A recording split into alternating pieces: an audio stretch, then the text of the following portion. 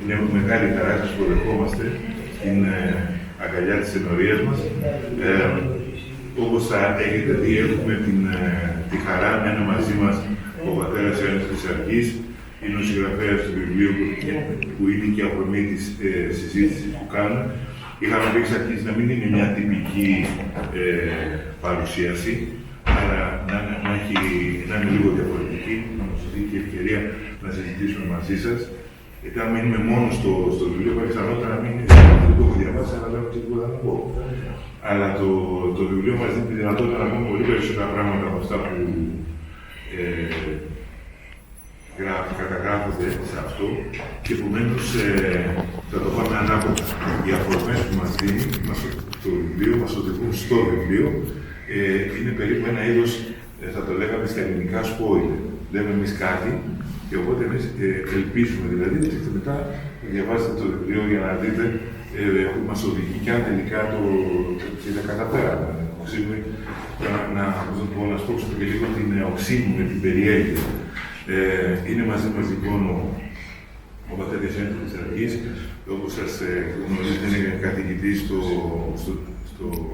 στη Θεολογική Σχολή του Τιμίου Σταυρού. Μαζί μας είναι η κυρία Αναστασία Μαραϊτάκη, η δεύτερη συνομιλήτρια. Είναι ψυχολόγος και υπαρξιακή ψυχοθεραπεύτρια. Θα συντονίσει τη συζήτηση ο κύριος Ανδρεόπουλος, είναι γείτονας. Καταλαβαίνετε. Γείτονας. Άγιος Γιώργος Ψυχικού, ψάλτης στον Άγιο Γιώργο Ψυχικού και συνάδελφος θεολόγος. Στο Αρσάκιο. Μια χαρά είμαστε, έτσι, γύρω κυκλώνουμε. Έχουμε και τη χαρά να είναι μαζί μας και ο πατέρας Χαράλαμπος. Εκρήτης ορμόμενος.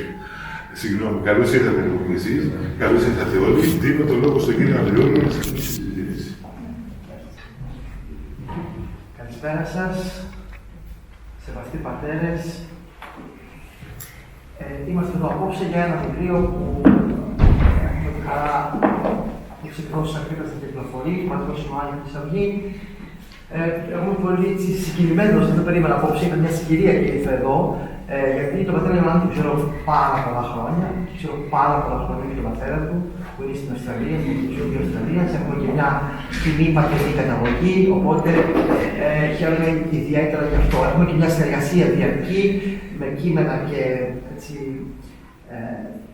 επιστημονικά θέματα που αναρτούμε. Το βιβλίο αυτό, όπως έχετε δει, έχει τον τίτλο «Διαρκής πνευματικότητα». Νομίζω ότι είναι ένας πολύ σημαντικός τίτλος που καταδεικνύει την ουσία του βιβλίου.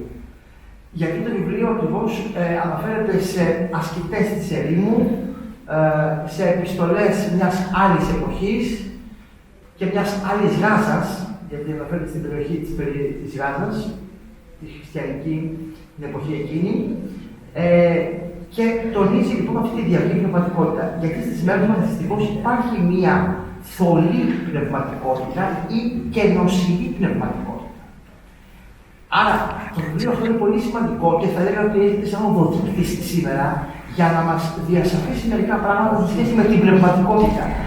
Γιατί η πνευματικότητα είναι ένα πράγμα το οποίο αρχίζει να μας ταρανίζει πλέον, όχι μόνο στην Εκκλησία, αλλά και στην κοινωνία.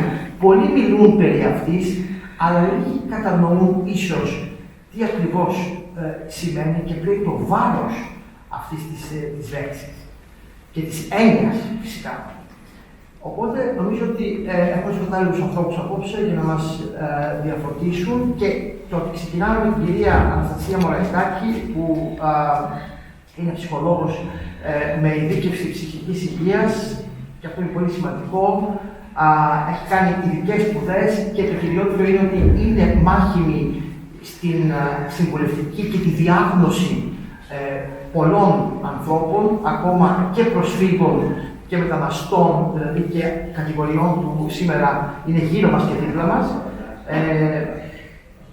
Πώς ανέγνωσε, περιμένουμε αγωνία, να δω πώς ανέγνωσε ένα τέτοιο βιβλίο και πώς αυτό το βιβλίο την ίδια μπορεί να την συγκινεί σήμερα. Δηλαδή το συγκινεί με την έννοια συγκινεί. Να κινεί ένα επιστήμονα στο 2025. Έχετε το λόγο. Καλησπέρα σας όλους. Πάτερ Αντώνη, ευχαριστώ πάρα πολύ για την πρόσκληση που με τιμά. Να ξεκινήσω ευχαριστώντας από καρδιά στον πατέρα Ιωάννη για ένα βιβλίο το οποίο πραγματικά απόλαυσα διαβάζοντας. Εγώ δεν είμαι θεολόγος, είμαι ψυχολόγος, έχω εκπαιδευτεί στην παραξιακή συστημική ψυχοθεραπεία. Επομένως, για μένα αυτό το βιβλίο ήταν κατεξοχήν ενδιαφέρον στο επίπεδο των αναλογιών που βρήκα ανάμεσα στην θεματική, στην πνευματική καθοδήγηση των δύο γερόντων του Βασανικού και του Ιωάννη. Κοντά στο μικρόφωνο. Ειδικεύομαι να μιλάω χαμηλότερα. Έλεγα λοιπόν ότι με εντυπωσίασαν οι αναλογίες που εντόπισα ανάμεσα στην θεματική των δύο γερόντων, του Βασανικού και του Ιωάννη, και στην ψυχοθεραπευτική προσέγγιση. Έχω επιλέξει κάποια αποσπάσματα από το βιβλίο, τα οποία θα μας βοηθήσουν να εστιάσουμε σε αυτές τις έννοιες που αφορούν τις αναλογίες για τις οποίες σας μίλησα. Καταρχάς, ήδη από τον πρόλογο αντιλαμβάνει κανείς ότι ο λόγος των δύο γερόντων, λόγος πανανθρώπινος και διαχρονικός, είναι μια πολύ σοβαρή υπόθεση. Σας διαβάζω μια παράγραφο αντιπροσωπευτική. Και επειδή ο λόγος τους προέρχεται από τη μακροχρόνια έμβολη πνευματική εμπειρία τους, αναπαύουν βαθύτατα τις ψυχές των μαθητών τους όλων των εποχών, καθότι ο λόγος τους αναδεικνύεται πανανθρώπινος και διαχρονικός. Μέσα από την αληθινή ησυχία που βιώνουν οι Άγιοι αυτοί, αναδύεται μια αίσθηση ουσιαστικής ανθρωπογνωσίας, η οποία ψηλαφεί τα εσωτερικά της ψυχής με τις λεπτότερες ακόμη διακυμάνσεις αυτής, ώστε να μην είναι καθόλου υπερβολικό να τους αποδώσουμε τον τίτλο του ψυχολόγου, του καταλήθιανου ψυχολόγου, αυτού δηλαδή ο οποίος γνωρίζει τα βάθη της ανθρώπινης ψυχής και τις εν Χριστώ θεραπευτικές μεθόδους και θεραπείες αυτής και έχει τη δυνατότητα να οδηγήσει στον τελικό σκοπό, τη μακαρία θέωση.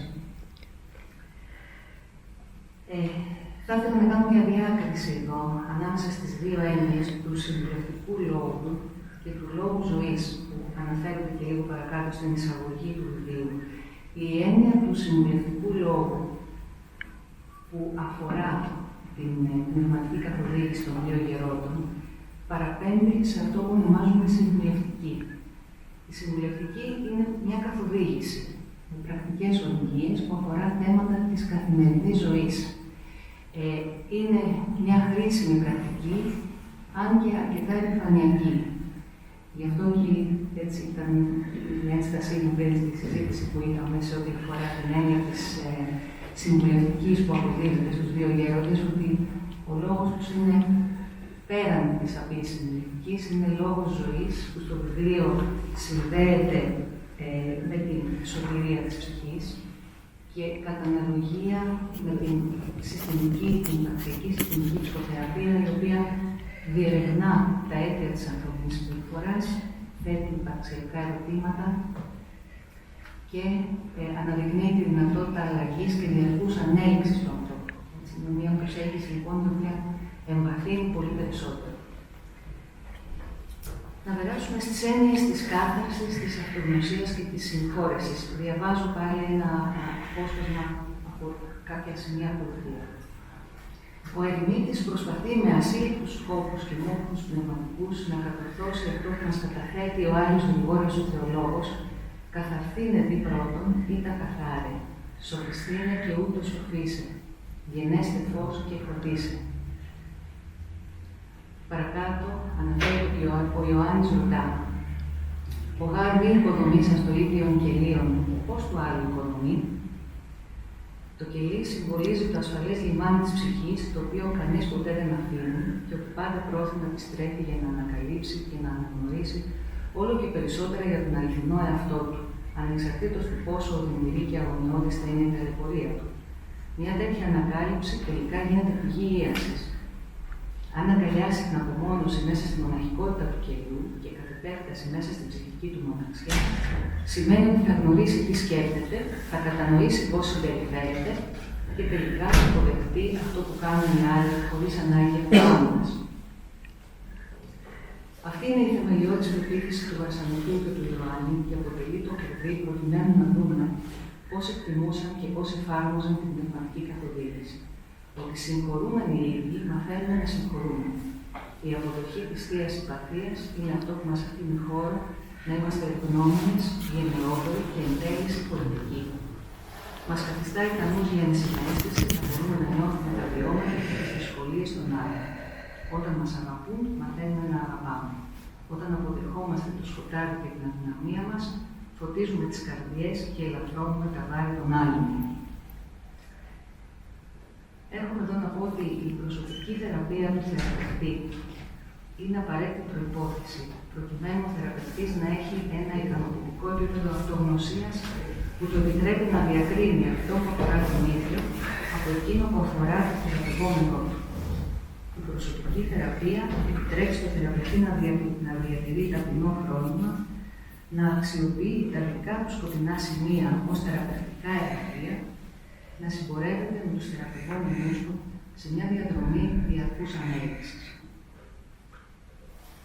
Οι έννοιες της επιβίωσης και της ζωής.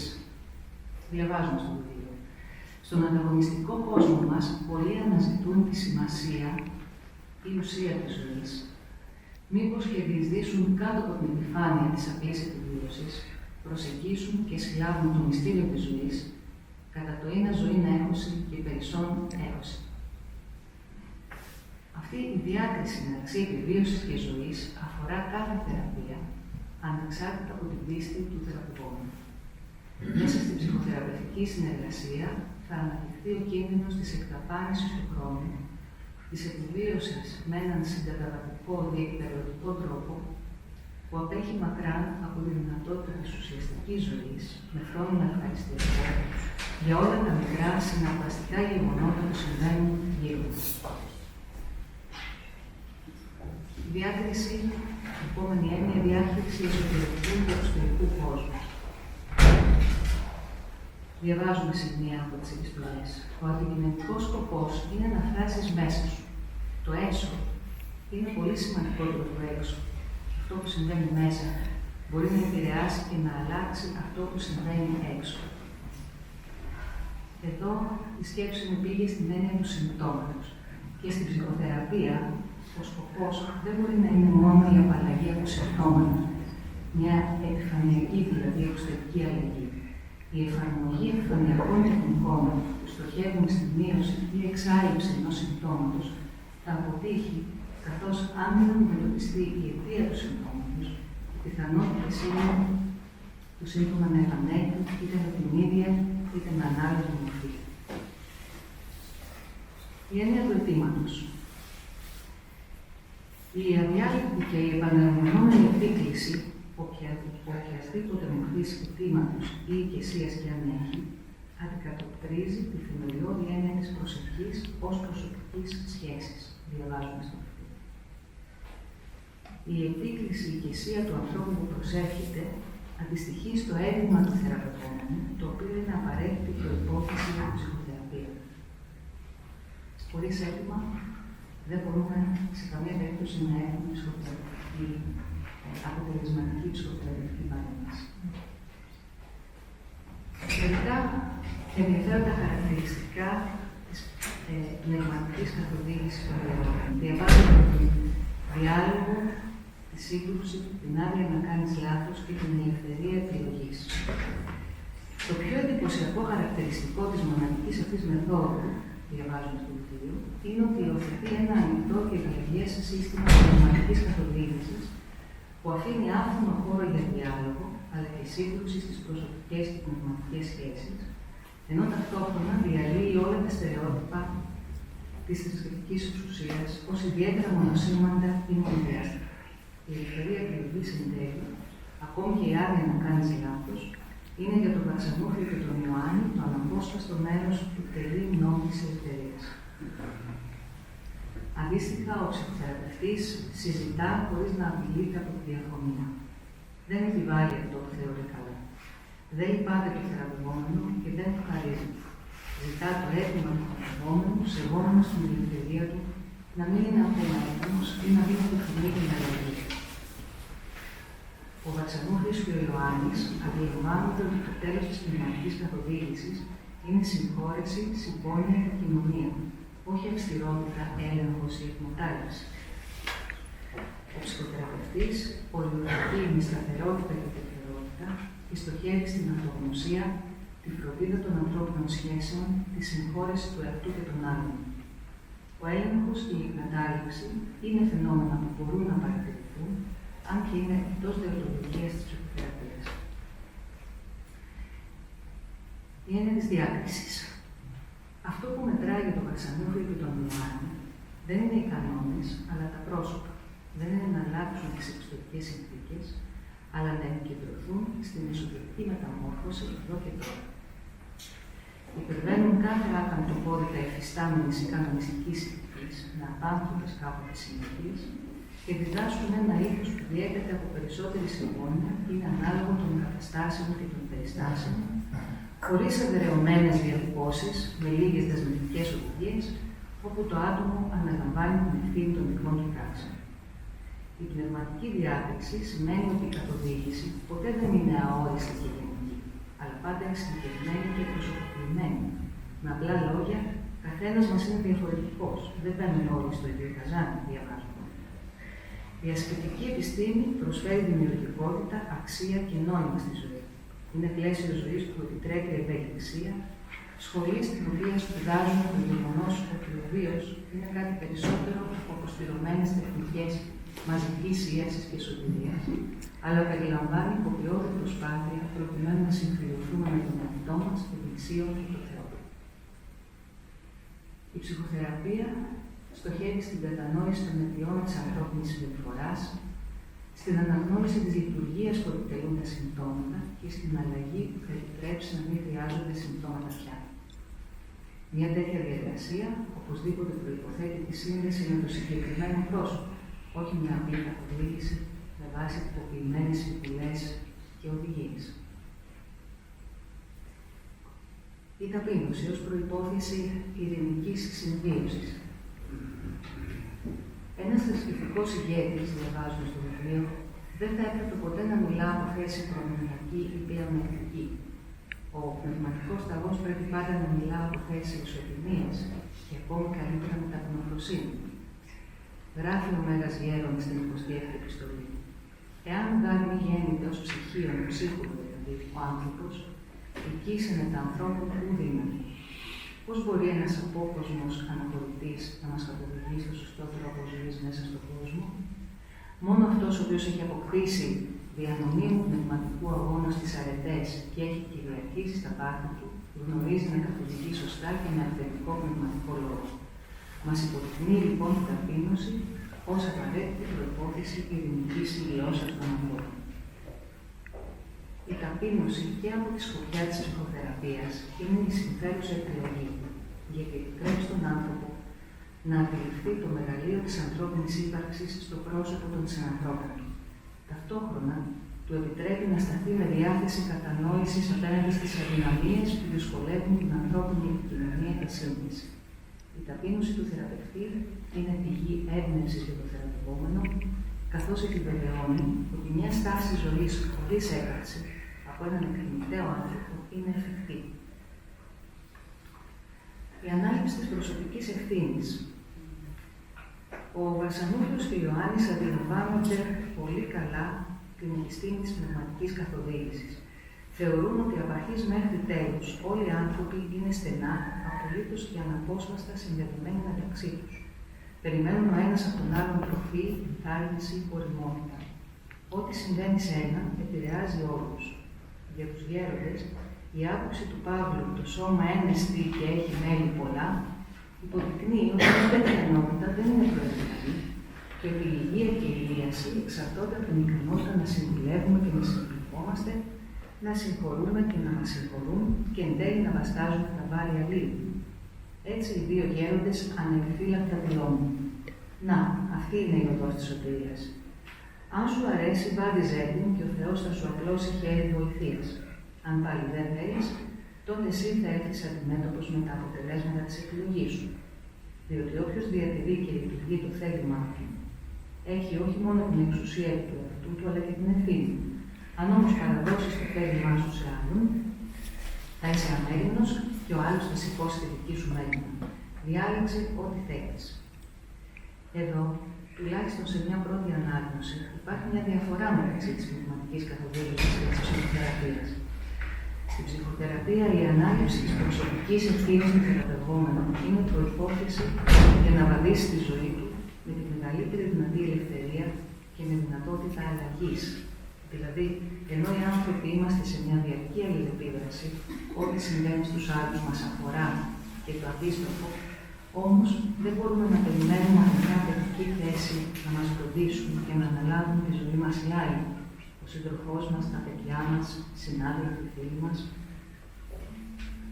Βέβαια, αυτό παρακάτω λίγο μου απαντήθηκε το ερώτημα στη συνέχεια, με τον τρόπο που προσεγγίζουν την έννοια της υπακοής. Και οι τρεις γέροντες αντιλαμβάνονται την πνευματική καθοδήγηση όχι τόσο ως προσφορά επίλυσης προβλημάτων, όσο ως δρόμο που οδηγεί το μαθητή να βρει μόνος τη λύση, διαβάζουν. Η υπακοή και η πνευματική καθοδήγηση λειτουργούν μόνο όταν η σχέση γέροντα και υποτακτικού είναι αμφίδρομη και προάγει την αμοιβαία και από κοινού σχέση πίστης και αγάπης. Όταν η υπακοή εξισορροπείται από την προσευχή και την εμπιστοσύνη, η πνευματική σχέση δεν κινδυνεύει να διαραγεί ή να παραμορφωθεί. Η υπακοή δεν νοείται ως υποχώρηση σε εξαναγκασμό ή κυριαρχία, αλλά είναι φανέρωση αλληλεγγύης και κοινότητας. Είναι μια κυκλική κίνηση, αμοιβαία ανταλλαγή, αμφίδρομη μάλιστα από και προς τον γέροντα, αλλά και από και προς τον μαθητή. Αντίστοιχα, στην ψυχοθεραπεία, ο θεραπευτής δεν γίνεται κατευθυντικός, δεν προσφέρει συγκεκριμένες λύσεις, συμβουλές, αλλά κατευθυντήριος, δηλαδή δείχνει πού οδηγεί κάθε επιλογή του θεραπευομένου του, σεβόμενος την ελευθερία του να επιλέξει τον δρόμο που επιθυμεί. Η σχέση μεταξύ των δύο είναι ικανή να εμπνεύσει συμφέρουσες επιλογές για τη ζωή του θεραπευόμενου, ενώ αποτελεί μια αδιάλειπτη πηγή έμπνευσης και για τον θεραπευτή. Η έννοια της δεύτερης γνώμης που μου έκανε μεγάλη εντύπωση. Καλό θα ήταν να αναζητήσεις και μια δεύτερη γνώμη. Για τους γέροντες, πνευματική καθοδήγηση δεν είναι μονομερής έκφραση αυτοδείας ή μονοσήμα αντιρροής συμβουλών, δεν είναι δρόμος μιας κατεύθυνσης, αλλά ανοιχτός διάλογος, στον οποίο συνεισφέρουν και τον οποίο ελπίζουν τόσο ο διδάσκαλος όσο και ο μαθητής.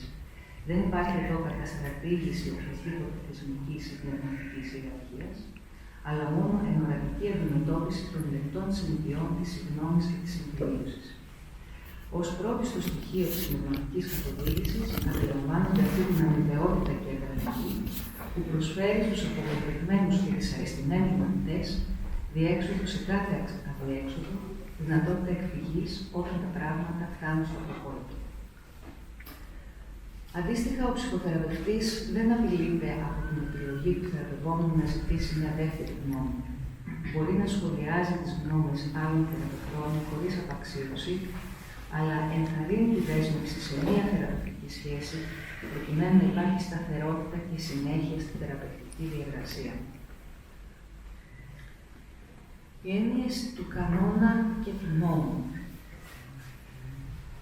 Ο Βασανούφιος, ο μεγάλος ερημίτης της Γάζας, στις αρχές του 6ου αιώνα, συχνά αρνούταν να θέσει κανόνα όταν θα το ζητούσαν. Αναγνώριζε ότι οι νόμοι και οι κανόνες θα μπορούσαν να βραχυκυκλώσουν την νοήμανση, την οποία αυτός με την παρουσία του ενθαρρύνει. Γι' αυτό μη ζητάς κανόνα, γιατί δεν σε θέλω να είσαι κάτω από τον νόμο, αλλά κάτω από τη χάρη. Ο νόμος δεν είναι αναγκαίος για τον δίκαιο. Και εμείς θέλουμε να είσαι στην ρίδα των δικαίων. Παρότι έχουν επίγνωση της εξουσίας που έχουν λάβει από τον Θεό, επιδεικνύουν σεβασμό συνδυασμένο με ευαισθησία και υπευθυνότητα για την ελευθερία των άλλων. Επιβεβαιώνουν με χαρακτηριστικές φράσεις. Μη αναγκάσεις την προαίρεση, αλλά υπερθύδεις πλήρων. Όπου δε ούκα έστειν εντολή, τότε συμφέρει η ελευθερία, δηλώνουν. Με αυτήν ακριβώς την ευαισθησία και λεπτότητα προσέλκυσαν οι δύο γέροντες στην προσοχή προσκυνητών και αναγνωστών διαμέσου των αιώνων.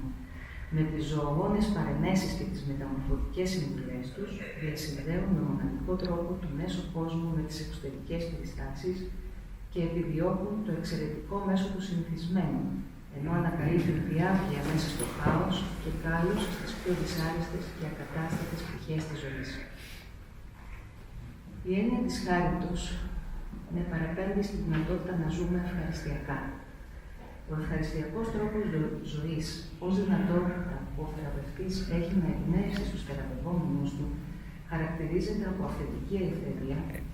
Είναι μια επιλογή μακράν ανώτερη από την επιδίωξη του σωστού, δηλαδή ενός τρόπου ζωής που μπορεί να πειθαρχεί σε κανόνες, αλλά δεν εγγυάται τη χαρά. Και στην ψυχοθεραπεία, ο άνθρωπος αντιμετωπίζεται ως ένα μοναδικό πρόσωπο. Ο λόγος του θεραπευτή δεν μπορεί να είναι μια σειρά από τυποποιημένες οδηγίες που έχουν γενική εφαρμογή. Η ψυχοθεραπεία αποτελεί συμπόρευση δύο προσώπων.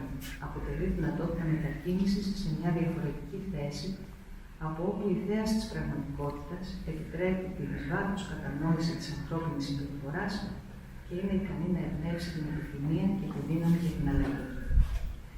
Η διάβγεια μέσα στο χάος και το κάλος στις πιο δυσάρεστες και ακατάστατες πτυχές της ζωής που διαβάσαμε παραπέμπουν στην αδιαμφισβήτητη ομορφιά της ανθρώπινης φύσης, ακόμα και όταν αυτή δεν είναι ορατή με την πρώτη ματιά, καθώς κρύβεται κάτω από ένα σκοτεινό πεδίο παθών και αδυναμιών. Η έννοια της αγάπης. Να λοιπόν, διαβάζουμε η κλήση του πνευματικού οδηγού, να εκφράσει μια αίσθηση βαθιάς συμπόνιας προς όλους όσοι είναι πληγωμένοι από τα πάθη και μάλιστα να το κάνει από πόνο καρδίας και αγάπης περισσότερας εις Θεόν δια πολλών δακρύων. Χωρίς αυτό τίποτα δεν κερδίζει ο άνθρωπος από την πνευματική καθοδήγηση, παρά μόνο αισθήματα ενοχής. Δεν πρέπει να βλέπουμε την πνευματική καθοδήγηση με όρους τύψεων, αλλά με όρους συμφιλίωσης, αποκατάστασης και ολοκλήρωσης. Θεμελιωμένη στην αγάπη, η πνευματική καθοδήγηση υπερβαίνει οτιδήποτε εκφράζεται με λόγια. Ή δυνάμει γεννή σε δακρύων τούτα τα γράμματα και πέμψηση, το εαυτόν θλίψαντη, συνέφερε άνω. Χωρίς αγάπη όμως, η πνευματική καθοδήγηση δεν είναι δημιουργική, αλλά καταστροφική. Χωρίς αγάπη, η πνευματική οδηγοί δεν μπορούν να προσφέρουν ούτε ελπίδα, ούτε ίαση. Πώς νιώθει ο ψυχοθεραπευτής για τους θεραπευόμενους του? Επιτρέπεται να νιώθει συναισθήματα? Μπορεί να προσεύχεται για αυτούς? Ο ψυχοθεραπευτής αισθάνεται όλα τα συναισθήματα. Χαίρεται, λυπάται, άγχεται, θυμώνει, βαριέται, ελπίζει και προπάντων αγαπά και ενδιαφέρεται για τους θεραπευόμενους του. Αξιοποιεί τα συναισθήματά του χωρίς να συνδέει το ρόλο του με το ρόλο άλλων σημαντικών ανθρώπων στη ζωή των θεραπευόμενων του. Είναι ο ψυχοθεραπευτής. Δεν είναι γονέας, δεν είναι σύντροφος, δεν είναι φιλαράκι. Η παρουσία του ηγούμενου ως διαμεσολαβητή μεταξύ των γερόντων και των μοναχών του μοναστηριού μου θύμισε την σχέση που υπάρχει μεταξύ ενός θεραπευτή και του επόπτου. Δηλαδή, θα έλεγε κανείς ότι ένας ηγούμενος θα ήταν ήδη σε ένα επίπεδο που να μην χρειάζεται να έχει την καθοδήγηση, αυτό όμως δεν συμβαίνει. Και το ίδιο ισχύει και με έναν ψυχοθεραπευτή, ο οποίος επιδιώκει τη δυνατότητα της εποπτείας είτε από άλλον πιο έμπειρο ψυχοθεραπευτή, είτε σε επίπεδο ομότιμων ψυχοθεραπευτών, αξιοποιώντας τον εμπλουτισμό της διαφορετικής οπτικής, ιδιαίτερα όπου αισθάνεται ότι υπάρχει κάτι που τον δυσκολεύει. Η αμέλεια. Διαβάζουμε. Πρόσεχε λοιπόν, μήπως όταν ακούσεις πως η εντολή δεν καταργείται με την παράβασή της, θα θυμίσεις και πέσεις σε αμέλεια, διότι κάτι τέτοιο είναι πολύ βαρύ. Αλλά ούτε πάλι για αυτά που φαίνονται μικρά να περιφρονήσεις την εντολή. Και αν τύχει και πέσει σε αμέλεια, έστω και σε αυτά τα μικρά, να φροντίσεις να διορθωθείς. Διότι από την αθυμία και την αμέλεια και τα μικρά, φτάνει κανείς και στα μεγάλα σφάλματα. Η έννοια της αμέλειας είναι σημαντική και στον χώρο της ψυχοθεραπείας, καθώς αν ο άνθρωπος επαναπαυθεί στα κεκτημένα, αν εφησυχάσει και χάσει τη διαρκή εγρήγορση και ενδοσκόπηση αναστοχασμού, είναι εύκολο να παρεμβολήσει σε συνήθειες και πρακτικές του παρελθόντος, τις οποίες ξαναβρίσκει μπροστά του, ακόμη και αν πρόκειται για θέματα που αισθάνεται ότι τα έχει επαρκώς επεξεργαστεί. Θα κλείσω με την αξία της σιωπής. Διαβάζουμε το βιβλίο. Η σιωπή παρέχει την ελευθερία και τη δυνατότητα να αφουγκραζόμαστε και να βυθιζόμαστε σε αυτό που κάποιος άλλος έχει να πει. Η σιωπή επιπλέον είναι μια δεξιότητα δια της οποίας αναγνωρίζουμε ότι έχει σημασία αυτό που συμβαίνει στον κόσμο κάποιου άλλου. Μακράν του να είναι απλώς απουσία ακουστικών ερεθισμάτων, η σιωπή διατηρεί μια αίσθηση χάμους ενώπιον του άλλου προσώπου. Όπως όταν κρατάμε την αναπνοή μας, καθώς μένουμε άνατοι από θαυμασμό. Η ψυχοθεραπευτική συνεδρία επιτρέπει τη σιωπή, όχι με τη μορφή του γέννη, αλλά με τη μορφή του πολύτιμου χρόνου που αξιοποιείται για εσωτερική επεξεργασία. Η σιωπή επιτρέπει να αναδειχθεί και η αξία του βλέμματος, του θεραπευτικού βλέμματος, που πέρα από σφάλματα και ανακάλυψεις, εμπεριέχει και αναδεικνύει την ομορφιά του ανθρώπινου προσώπου. Αυτά από μένα. Ελπίζω να μην σας πούσα. Ευχαριστώ πάρα πολύ, κυρία Μωρετάκη, για την σύνοψη του βιβλίου όλου. Νομίζω ότι τα κεφάλαια είναι τα κυριότερα αυτά που θα περιλαμβάνει. Ακούγοντας τη συγχώρεση, σας κάνω εγώ μια ερώτηση τώρα που μου έρχεται. Βλέπω κάποια στο διαδίκτυο σεμινάρια εταιριών για τη συγχώρεση. Και λέω ενδιαφέρον. Δηλαδή, η συγχώρεση ήταν ένα θέμα εξωτερικό εκκλησιαστικό. Τώρα γίνεται σεμινάριο επαμοιβή. Πληρώνεις για να παρακολουθείς το σεμινάριο. Σκεφτόμουν ότι ένα τέτοιο σεμινάριο μάλλον δεν θα γίνει ποτέ για τη διάκριση η οποία αναφέρεται. Η διάκριση ίσως είναι πολύ πιο δύσκολη υπόθεση από τη συγχώρεση. Αλλά έχει ενδιαφέρον ότι και η ψυχολογία, δεν ξέρω, θεωρεί ότι η συγχώρεση είναι ένα must θέμα. Ναι. Πέρα από το τι μπορεί να βρει κανείς στο διαδίκτυο, μπορεί να βρει και θησαυρούς, μπορεί να βρει και πολλά σπουδαία η αλήθεια είναι. Ναι, η έννοια της συγχώρεσης βεβαίως και μας αφορά στην ψυχοθεραπεία.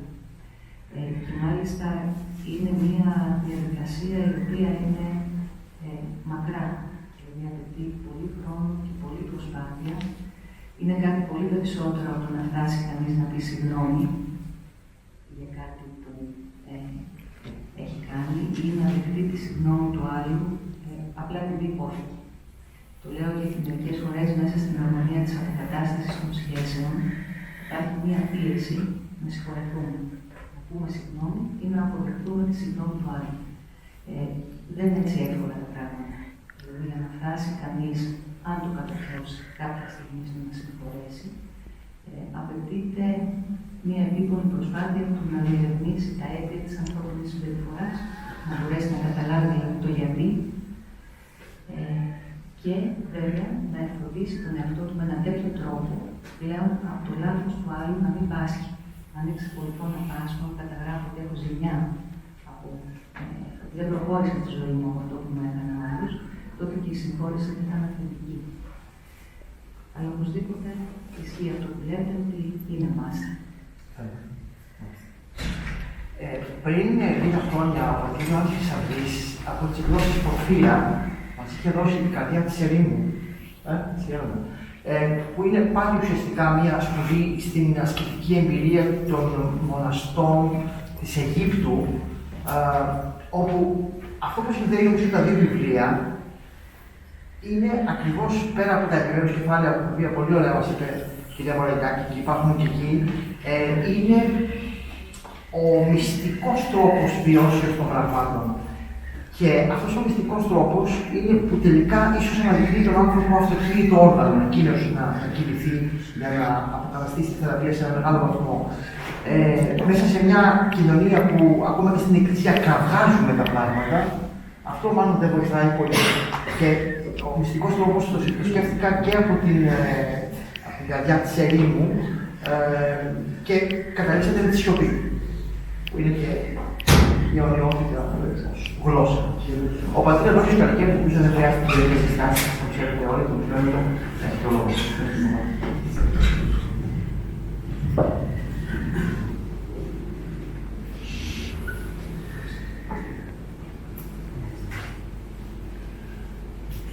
Τώρα όταν διαβάζω το βιβλίο, σκεφτόμουν τα εξής. Ένα τρίπτυχο που κυκλοφορεί, λέει, όταν ήμουν μικρός στα 4 ώρα. Όταν μεγάλωσα λίγο, λέει, μπορεί να μην τα ξέρω. Τώρα που μεγάλωσα, δεν ξέρω τίποτα. Αυτό που αισθάνθηκα και αισθάνομαι είναι αυτό εδώ. Το ότι δεν ξέρω τίποτα. Και δεν ξέρω τι ακριβώς πρέπει να κάνω εδώ, βλέποντας μια επανασύστηση. Δηλαδή, ο πατέρας Ιωάννης γεφυρώνει τον άνθρωπο του 21ου αιώνα με ένα κείμενο, δεν το λέω, με τις επιστολές που είναι 14-15 αιώνες πίσω. Έλεγε κανένας ότι άραγε είναι ο ίδιος ο άνθρωπος ή η Εκκλησία είναι η ανάγκη. Το ίδιο δεν στέκει. Αναλογικά. Πάντως και στον άνθρωπο του 7ου αιώνα, αλλά και στον άνθρωπο του 20ου αιώνα, το κοινωνικό υπάρχει και πρέπει να υπάρχει, είναι η δίψα. Εμείς νομίζω ότι κάνουμε το εξής λάθος. Είπατε πριν αυτό που το πυροδότησε αυτή η λέξη του αυτοκίνητο. Δηλαδή, κάνουμε ό,τι είναι δυνατό να μην κινηθούμε. Συγγνώμη κύριε, δεν είναι δικό μου. Ξέρετε, μην το ψάχνετε. Λέμε στον Άγιο αυτοκίνητον όργανο του ανεδείχθης πανώση. Εσύ ανεδείχθης αυτοκίνητον όργανο. Όπως και να έχεις εσύ το χώρο. Θέλω να πω ότι ήθελα να ξεκινήσω αλλιώς, αλλά ξεκινάμε με έναν διαφορετικό τρόπο. Υπάρχει μια εναγώνιος προσπάθεια να μην κάνουμε τίποτα. Έτοιμες λύσεις σε όλα τα επίπεδα. Τα ρούχα μας, το σούπερ μάρκετ, τις επιλογές, τις λύσεις, τις έχουν οι άλλοι. Οι επαγγές διαφήμισεις του βαθμού. Αν δεν κάνω λάθος, θα νομίζω ότι κάθε προσώπημα να πετύχουν να μας πείσουν ότι ό,τι και αν έχεις στο μυαλό, εγώ είμαι η λύση. Και μπορώ να στα φέρω και μόνο από το σπίτι. Πριν πολλά χρόνια, η Λεμόν δημοσίευε μια σειρά άρθρων σε σχέση με τους κινδύνους του διαδικτύου, λέγοντας το εξής, ότι υπάρχει πιθανότητα, κάτι που συμβαίνει σήμερα, να παγιδευτούμε στα σπίτια μας, γιατί οι ψηφιακές πόλεις, τα ψηφιακά σούπερ μάρκετ και το άλλο, θα μας οδηγούν στο εξής, να αγοράζουμε, όπως το κάνουμε, χωρίς κοινωνία. Δηλαδή, μπαίνω στο επιλέγω το προϊόν, μου έρχεται το προϊόν, δεν μιλάω με κανέναν. Ούτε πάω εκεί, να βγω έξω το σπίτι μου. Ανέπαφα, τελείως. Και μάλιστα, οι εταιρείες μας λένε ότι σαν θετικό της προσφοράς είναι η ανέπαφη παράδοση. Λοιπόν, αυτό το βιβλίο, όπως και το κείμενο και οι επιστολές των Αγίων, είναι ακριβώς στην αντίθετη κατεύθυνση. Ο άνθρωπος πρέπει να κινηθεί. Δεν υπάρχει άλλος τρόπος. Τα προβλήματα, όποια και αν έχει, δεν γίνεται μετά να του πει κάτι άλλο στη λύση. Νομίζω κάπως έτσι είπατε και εσείς το ίδιο, ότι εκείνος πρέπει να κινηθεί. Ο άνθρωπος. Νομίζω ότι αν δεν κινηθούμε, κάνουμε την κλίση μας. Ο Θεός μας κάλεσε να κινηθούμε προς αυτό. Δεν μας έδωσε λύση. Και το δεύτερο είναι ότι η πορεία προς την Βασιλεία είναι και αυτή η κίνηση. Είναι κάθοδο. Και ένα μυστήριο λόγο, ο χριστιανισμός στις πράξεις Αποστόλων ονομάζεται οδός. Πρέπει να πραγματίσουμε κάπως αλλιώς. Νομίζω ότι αρκετά προβλήματα τα οποία αντιμετωπίζουμε είναι γιατί έχουμε καθυλωθεί σε ιδέες, γι' αυτό λέμε στερεότυπα. Τέλος πάντων, το βιβλίο αυτό για μένα θα έλεγα όταν το διαβάζω είναι με αφορά. δεν βγάζει με αυτό με αφορά. Είναι για μένα. Βέβαια υπάρχει μια προϋπόθεση βασική. Με ενδιαφέρει, γιατί και εγώ αναζητώ κάτι. Αν νιώθω ότι δεν έχω να νιώσω κάτι και είδα μου δοθεί, δεν θα το κάνω. Και τότε πάω σε μια πνευματικότητα, η οποία δεν θα είναι διαβγής, αλλά θα είναι ψάρευα σε δολάρια, τα οποία δεν είναι έτοιμες λύσεις, όπως σε πολλά άλλα πράγματα. Ήθελα να ξεχώρισα μερικά σε αρκετά συμπίπτουν, αλλά έχει αξία το ότι συμπίπτουμε πολύ μεγάλη και γιατί ερχόμαστε από δύο διαφορετικές οπτικές. Και το ότι συμπίπτουμε σημαίνει ότι σημαίνει πολλά. Λοιπόν, ένα από το πρώτο που ξεχώρισα είναι γιατί θα μου επιτρέψει να διαβάζω το βιβλίο ως αυτό που είναι, δηλαδή ως ένας χριστιανός που ψάχνει απαντήσεις. Δηλαδή, αν νομίζει κανείς ότι ένας ιερέας έχει έτοιμες απαντήσεις, είναι απλά γελασμένος. Αντιθέτως, επειδή βλέπει και τις ανάγκες των ανθρώπων που επιμένει, αλλά και τα ερωτήματα που έχει ο ίδιος, αυξάνεται η αναζήτηση, γιατί αν δεν αυξηθεί σε εμάς, τότε θα είμαστε τους καραβοκύριδες που μας πέντε λίγο προσεκτικόνοι. Λοιπόν, και πολλές φορές ο ιερέας, να μην πω ο ιερέας, να πω εγώ, έχω φτάσει σε ένα σημείο να λέω, μα καλά τώρα, σε αυτόν τον άνθρωπο γιατί σωπαίνει. Τι του κάνει τώρα. Η πλήρης αδυναμία να μην έχω να πω τίποτα. Βεβαίως καταλαβαίνω ότι πίσω από αυτό κρύβεται μια κλίση. Ότι δεν ακούω μια απάντηση ή δεν βλέπω μια απάντηση, γιατί απλούστατα έχω φτάσει στα όρια μου. Κάτι άλλο κρύβεται. Κάτι άλλο που δεν το ξέρω. Και τουλάχιστον είναι μια πορεία αυτή, γιατί το ξεκινάω αυτό, γιατί στη σελίδα 94 του βιβλίου μιλάει για την πνευματική καθοδήγηση και καθοδήγηση. Καθοδήγηση. Δηλαδή, στέκεται δίπλα με τον δρόμο. Λοιπόν, πράγματι, κανένα άλλο τεκμήριο από την πρώτη χριστιανική εποχή δεν μας δείχνει με τόσο ζωντανές λεπτομέρειες πώς νοούταν και εφαρμοζόταν η πνευματική καθοδήγηση. Οι επιστολές σίγουρα δεν χρειαζόταν απολύτως και επιμέλεια, καθώς αποκαλύπτουν την πραγματική φωνή εκείνων που ρωτούν και εκείνων που απαντούν με αμεσότητα και οικειότητα, αλλά και ζωηρά και ζωντάνια. Η καθοδήγηση, όπως αναφέρατε και εσείς και το λέει και παρακάτω, δεν είναι εγώ μιλάω, ο άλλος ακούει και απλά εφαρμόζει. Είναι αυτό ακριβώς. Είναι μια φωνή εκείνων που ρωτούν, είναι αυτών που απαντούν με αμεσότητα και οικειότητα, δηλαδή στην πνευματική σχέση, αν δεν υπάρχει αμεσότητα και οικειότητα, απλά δεν θέτονται ερωτήματα. Τίθενται ερωτήματα όπως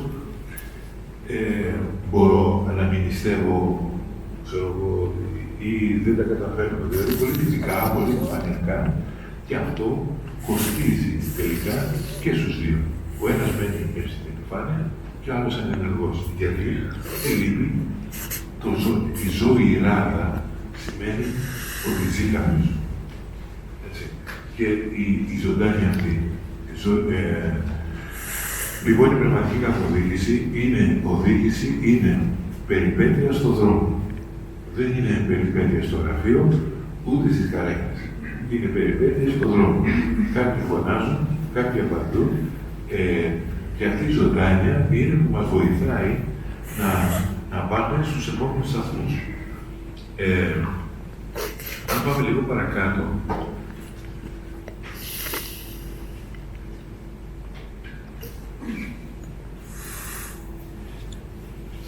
διότι δεν εφαρμόζουν σε όλους τα ίδια διδάγματα και δεν πρέπει να δεχόμαστε ως καθολικό κανόνα όσα υπόθηκαν συγκαταβατικά προς κάποιους λόγω της αδυναμίας τους, αλλά ευθέως να διακρίνουμε ότι η απόκριση αποδόθηκε υπό τον Αγίο, ειδικά στον ερωτήσαντα. Αυτό είναι το μονάδικο. Είναι αυτός που ρωτάει. Εμείς τώρα που διαβάζουμε αυτό που ρώτησε, μας αφορά ο μηχανισμός.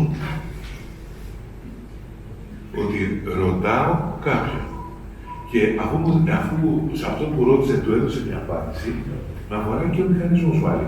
Δηλαδή, αυτή η ερώτηση, αν βάλουμε έναν άξονα στα μαθηματικά χ, είναι η κοινωνία, ο χώρος δηλαδή που δίδεται η απάντηση αυτή και ο ιστορικός χρόνος. Αυτός ο μηχανισμός λοιπόν πρέπει να λειτουργήσει και σε μένα. Σε αυτόν τον άνθρωπο του 21ου αιώνα που διαβάζω. Με καθοδηγεί λοιπόν να βρω αυτόν τον μηχανισμό, να ψάξω να βρω τις απαντήσεις και σε κείμενα η έρευνα, αλλά και στην γνώμη σοφότερο. Το να αναγνωρίσω όμως ότι υπάρχει κάποιος σοφότερος από μένα σημαίνει ταπεινοφροσύνη. Είναι μια αρχή. Δεν λέω ότι το κορυφώσαμε κιόλας, αλλά είναι μια αρχή. Λοιπόν, νομίζω ότι και κάτω παρακάτω, σε μια υποσημείωση, στη σελίδα 99, οι επιστολές 577-98 που απευθύνονται στον Ελιανό, μελλοντικό ηγούμενο της Μονής του Αββά Σερίδου, παρέχουν πληροφορίες για το πώς πρέπει να οργανώνεται και να διοικείται μια μονή. Ωστόσο, ακόμα και στην περίπτωση αυτή, οι επιστολές προσφέρουν περισσότερο πνευματική καθοδήγηση παρά διαχειριστικές οδηγίες.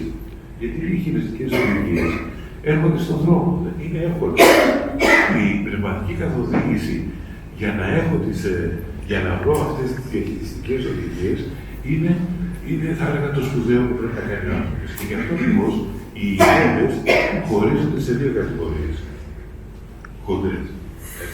Στους ηγέτες, δηλαδή που κάνουν αυτό, και στους διαχειριστές πολυκατοικία, που παίρνουν οδηγίες και τις διαβάζουν. Φτιάχνουν τα ποσοστά και πάει λέγοντας. Είναι το μεγάλο δράμα και της πολιτικής. Ότι δεν έχουμε ηγέτες που να είναι πνευματικοί αναζητητές. Αν πάμε λίγο πιο κάτω,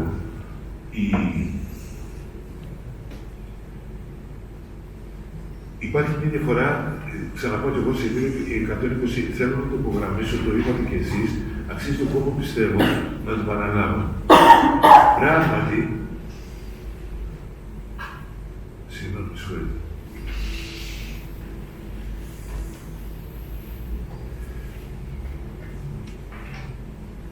Λοιπόν, η πνευματική του εξουσία δεν χρησιμεύει στο να εξαλείφει την ανθρώπινη, αλλά να φωτίζει τη θεία εξουσία. Δηλαδή, οι γέροντες προτιμούν να ενθαρρύνουν τον κατώτερο κλήρο και τους λαϊκούς, να εξαντλούν τη θεσμική διαδικασία, προκειμένου να λυθούν τα προβλήματα και κυρίως να πιστεύουν τη δύναμη του Θεού. Η πνευματική της εξουσία δεν χρησιμεύει να εξαλείψει την ανθρώπινη. Είναι κάτι άλλο. Και αυτό έχει πάρα πολύ μεγάλη σημασία, γιατί το πρόβλημά μας δεν είναι να πλήξουμε τις εδραιωμένες θεσμικές δομές, είναι να τις αλλάξουμε. Γιατί προσέξτε, παντού λέμε τι δεν πρέπει να γίνει ή τι πρέπει να γίνει. Το πώς θα γίνει δεν υπάρχει στην κουβέντα. Διαπιστώσεις κάνουν πάντα. Αλλά όταν έχει ταχθεί η σκληρή ώρα που λες, ωραία, εντάξει, τι όμως δεν το κάνουμε αυτό το πράγμα τώρα. Δεν φτάνουμε σε αυτή την ώρα την ευλογημένη, γιατί απλούστατα δεν έχουμε ασκηθεί να φτάσουμε εκεί. Επειδή δεν το βρίσκω τώρα,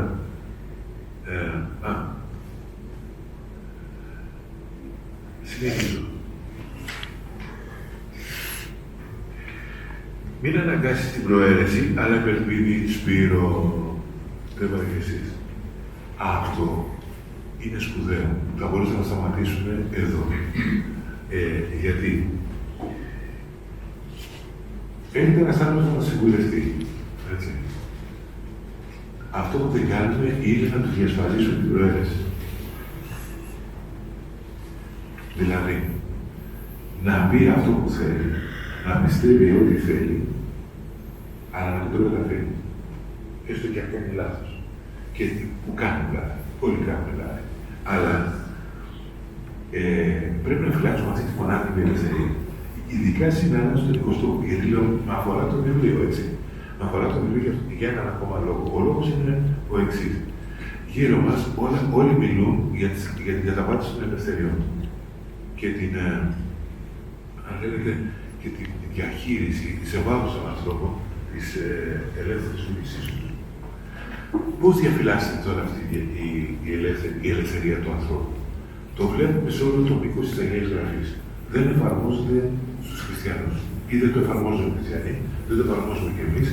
Ένα πρόβλημα που έχει η χριστιανική εκκλησία σήμερα είναι ότι δεν υπηρετεί την ελευθερία του ανθρώπου.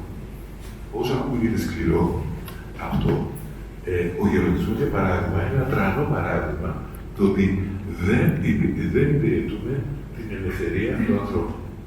Το ότι έρχεται κάποιος άνθρωπος και ζητάει κανόνες για να περπατήσει στη ζωή του, σημαίνει ότι έμαθε να μην είναι ελεύθερος. Αλλά θέλει ένα πλαίσιο για να αισθάνεται ασφαλής. Τι μας ζητάει εδώ? Να σπείρουμε την ελπίδα. Τι θα έπρεπε να είναι ο χριστιανός και η πίστη μας να αναδεί ελπίδα. Τι να βλέπουμε εμείς αυτή την ελπίδα? Ή να μαρτυρούμε στους άλλους την ελπίδα. Είναι άραγε περίεργο το ότι οι άνθρωποι πολλές φορές έρχονται στον ιερέα πιστεύοντας ότι όλα έχουν τελειώσει. Δεν έχουν τελειώσει, λάθος έκανα. Αυτό λοιπόν που πρέπει να κάνει ο ιερέας ή ο πνευματικός ακόμα καλύτερα είναι να αφήσει τους πολίτες κανόνες και να πας αυτό που είπατε πριν, μην ουν θελήσει διαταγή, ούγα θέλωσε υπονόμων, αλλά υποχάρη. Όπου δε ουκ έστειν εντολή, τότε συμφέρει η ελευθερία. Δηλώνει. Και ούτως τα δύο προβαίνει, και το αυτεξούσιο του ανθρώπου και το δυνατό του Θεού. Δηλαδή έχουμε αντιληφθεί ότι με το να φτιάχνουμε πλαίσια εμποδίζουμε και τους μεν και τον δε, δηλαδή και το Θεό να δράσει, αλλά και τον άνθρωπο να είναι ελεύθερος. Είναι σαν να λειτουργούμε σαν διαχειριστές του Θεού. Τελικά δεν ξέρω αν έχουν οι άνθρωποι άδικο όταν λένε εμάς ότι είμαστε αντιτός του Θεού. Κακοί είναι. Αλλά έτσι μας θεωρούν και ποιο λόγο. Γιατί απλούστατα βγάζουμε προς τα έξω μια αυθεντία χωρίς να είμαστε αυθεντικοί. Η αυθεντικότητα δεν έχει κάνει με την καθαρότητα, αλλά με τη συνέπεια και την αγάπη βέβαια του ανθρώπου. Επομένως, έχουμε μια αντίθεση. Πειθαρχία ή διάκριση. Λοιπόν, στη Δυτική Παράδοση, όπως αναφέρει ο πατέρας Ιωάννης, επεκράτησε η πειθαρχία. Όχι μόνο εκεί. Μας ήρθε εισαγόμενη και εμείς σήμερα που καταλήγουμε τι λέμε. Οι χριστιανοί πρέπει να πειθαρχήσουν σε εγκυκλίους, σε πράγματα, σε εντολές, δεν ξέρω τι άλλο. Αλλά η διάκριση, δηλαδή, πολλές φορές λέμε στους χριστιανούς τι να κάνουν, πώς να τους έχουμε παραγωγήσει κιόλας. Και αυτό δείχνει ότι δεν έχουμε διάκριση. Άρα, θα πρέπει πάρα πολύ να παλέψω γι' αυτό, γιατί, όπως σημειώνει ο πατέρας Ιωάννης, οι προτροπές τους δεν είναι ποτέ τυποποιημένες ή απλώς συμβατικές, αλλά πάντοτε ανάλογες με τις καταστάσεις και γεμάτες συμπόνια. Ο μηχανισμός που λέγαμε πριν. Αντιλαμβάνονται την ευαισθησία και ευαλωτότητα των άλλων με γανίδι. Αυτή η ευαλωτότητα δεν γίνεται αντιληπτή. Το μυστικό τους κόπο και την ανασφάλεια, ωστόσο, έχουν πλήρη επίγνωση, ο ορίζοντας, του μεγαλείου της ανθρώπινης φύσης και των αμέτρητων δυνατοτήτων της. Επιδιώκουν να ενθαρρύνουν και να ενδυναμώσουν τους πνευματικούς υποτακτικούς τους, οδηγώντας τους προσεκτικά στον δρόμο που οι ίδιοι έχουν ήδη οραματιστεί ή ακολουθήσει.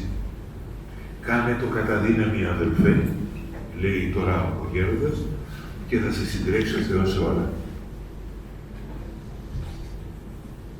Ήδη αισθανόμαστε ωραία. Έτσι. Γιατί απλούστατα, εάν τώρα είναι όμως ο δάσκαλος, αν ο δάσκαλος δεν πιστέψει στις δυνατότητες των μαθητών του, απλά γίνεται ένας κακός δάσκαλος. Δεν είναι δάσκαλος. πάλι είναι διαχειριστής.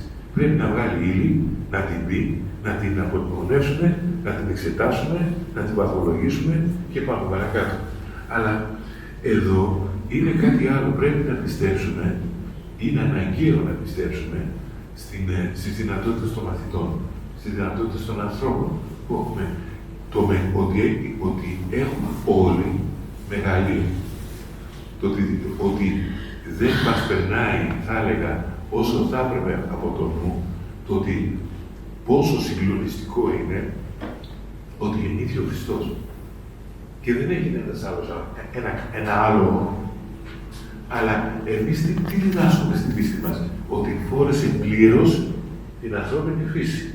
Δηλαδή, ότι η ανθρώπινη φύση, αφού ο Χριστός τη φοράει, έτσι, και δεν θέλει και δεν φτιάχνει κάτι άλλο για να ντυθεί ο ίδιος, και λέμε εμείς τώρα ότι σέβεται το δημιούργημά του. Άρα η ανθρώπινη φύση έχει αυτό το μεγαλείο. Δεν το διδάσκουμε. Δεν επιμένουμε σε αυτό. Και επομένως δεν μπορούμε να βοηθήσουμε στο βαθμό που θα μπορούσαμε να βοηθήσουμε τους ανθρώπους, γιατί μέσα μας πιστεύουμε, είμαστε απογοητευμένοι. Περιμένουμε το επόμενο λάθος που θα κάνει ο άνθρωπος που πρέπει να δεχτόμαστε. Λέμε δεν εμπιστευόμαστε στον Θεό, αλλά δεν το εμπιστευόμαστε για τα δημιουργήματα που έπαιζε. Νιώθω ότι μακρηγορώ. Θα πάω πιο γρήγορα. Πάω σε κάτι άλλο εδώ. Θεωρία ή πράξη. Ένα δίλημμα. Στη μέση του βιβλίου. Λοιπόν, αυτό είναι τόσο κουτό που μπαίνουμε, που πραγματικά το διαβάζει κανένας. Λέει, για κοίτα.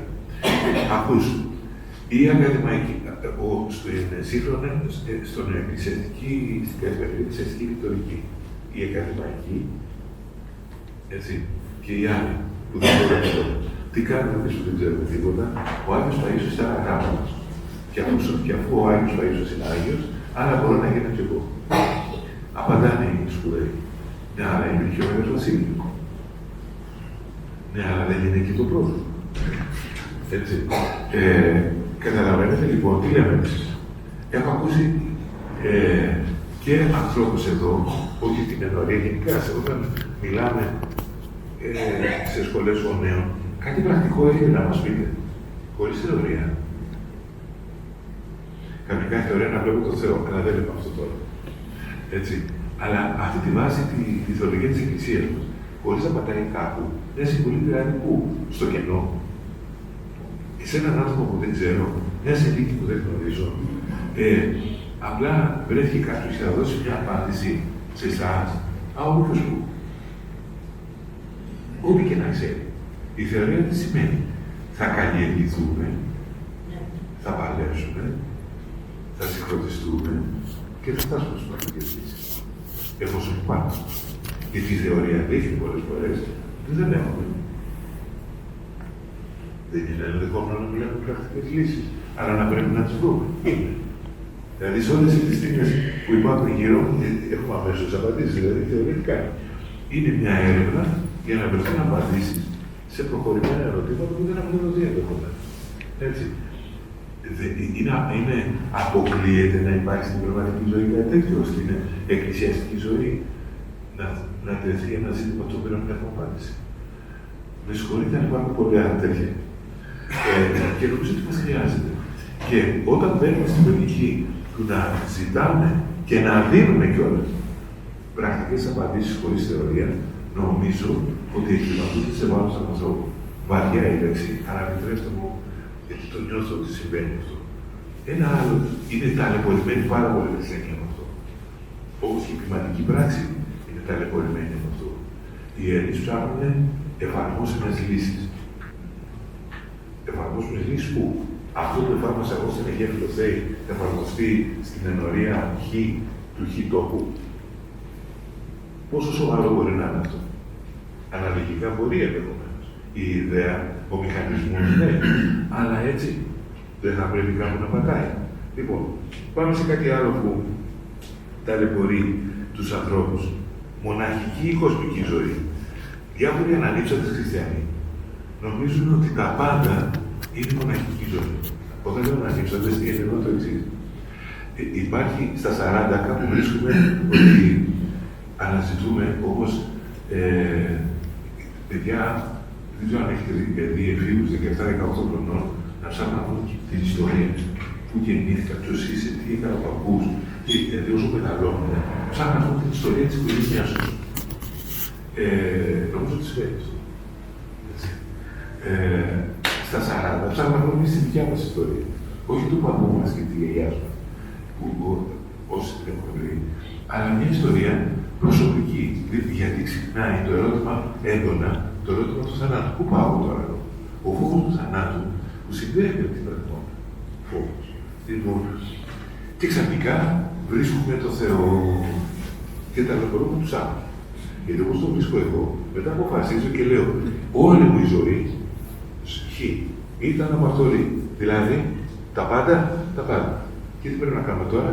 Να αμυνθώ το γέροντα τάδε που ζει στο τάδε μοναστήρι, στην τάδε κορυφή, όπως το λέει. Λοιπόν, και ξαφνικά όλοι εμείς εδώ είμαστε κοσμικοί, ή παράεξενοι κοσμικοί, ή πιο κάτω κοσμικοί, αλλά ο μοναχός είναι μόνο αυτός που είναι η μοναχή ζωή, υπάρχει μόνο στα έγκατα ενός χελιού. Ενώ δεν είναι έτσι. Ειδικά η κόντρα είναι απαράδεκτη. Απαράδεκτη θεολογικά. Δεν υφίσταται. Κοσμική ζωή μπορεί να κάνει και ο περισσότερο χωροταξικά περισσότερο μοναχός στην κορυφή του βουνού με ένα και μόνο τρόπο. Έχοντας κινητό, αν θεωρούμε κοσμική ζωή αυτό. Αλλά η κοσμική ζωή είναι φρόνημα. Δεν είναι αν έχω υπολογιστή ή αν έχω τηλέφωνο. Είναι τι τα κάνω αυτά τα μηχανήματα. Με ποιο τρόπο τα αξιοποιώ. Τελικά, τι έχω εγώ με το Θεό. Αυτή η κόντρα μοναχικής και κοσμικής ζωής κάποια στιγμή πρέπει να τη δούμε και πρέπει να εγκαταλειφθεί. Πολύτιμες είναι οι 10 αρχές. Δεν θα πω τις 10 για όνομα του Θεού. Θα κλείσω με τις 4, μέχρι 3. Πρώτη, πρέπει να κάνουμε μία νέα αρχή. Αυτή είναι η πρώτη αρχή, δεν σας το λέω. Έτσι. Γιατί άραγε? Μα ο χριστιανός, η λογική του είναι να συναντηθεί στα έσκατα και να είναι παρόν στη συνάντηση με τον Θεό. Πρέπει να κάνει μια αρχή. Δηλαδή, όπου κόλλησε και έπεσε, σκόνταψε. Ποια είναι η εκδοχή? Να μην εκεί και να κλαίει ή να προχωρήσει παρακάτω. Λοιπόν,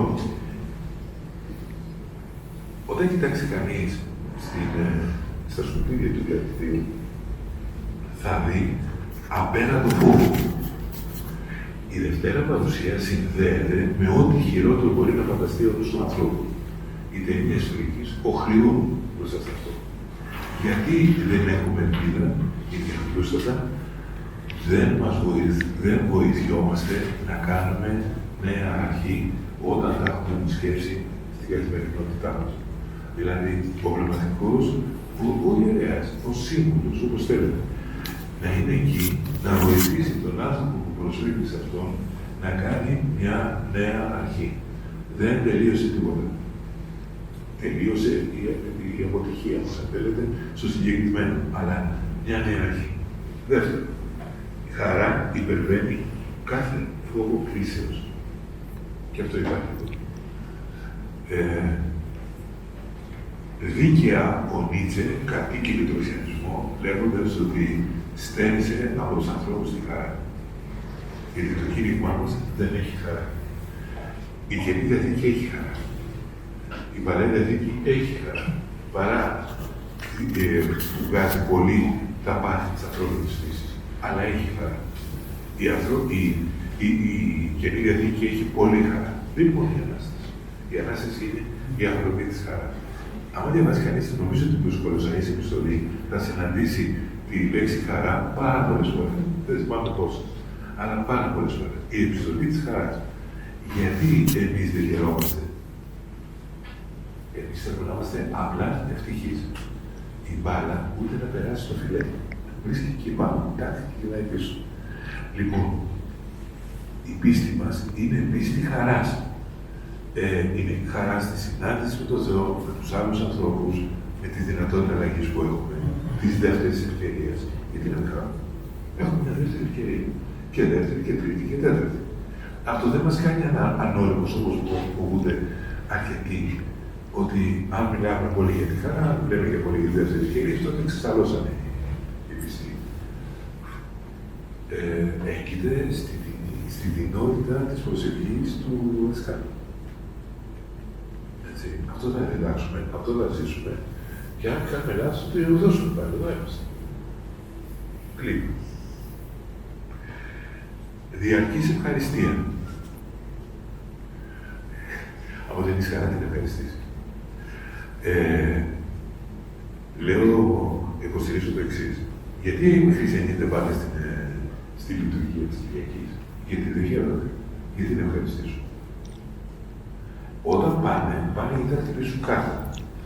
Δηλαδή, πρέπει να εκκλησιαστούν γιατί είναι χριστιανοί. Όχι γιατί έχουν κανέναν που τους αγαπάει και τον αγαπάνε. Ότι νοιάζεται για αυτούς και νοιάζονται για αυτόν. Από γιατί τώρα εγώ είμαι να νοιάζω για τον Χριστό. Ο ίδιος δεν το έχει ανάγκη που το έχει. Γιατί, πώς το λέει, το έχει τώρα, πες μου σε καμιά αίρεση. Αφού μας απευθύνεται, όταν λέει στην Παλαιά Διαθήκη και μετά, εγώ είμαι μανικός εραστής,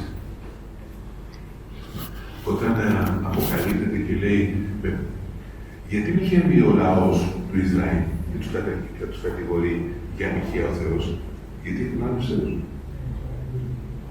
Η σχέση που θέλει είναι μονάδικη, μοναδική και όχι για τα δώρα του, για τον ίδιο. Αυτό δεν μαθαίνουμε στην πνευματική μας ζωή. Λοιπόν, γιατί ο Θεός αρνείται ή σε ωφέλει καλύτερα? Γιατί του ζητάμε. Για ποιο λόγο αγαπάμε? Τον αγαπάμε για αυτά που μας δίνει. Όχι. Δεν θέλει αυτό. Θέλει για αυτό που είναι.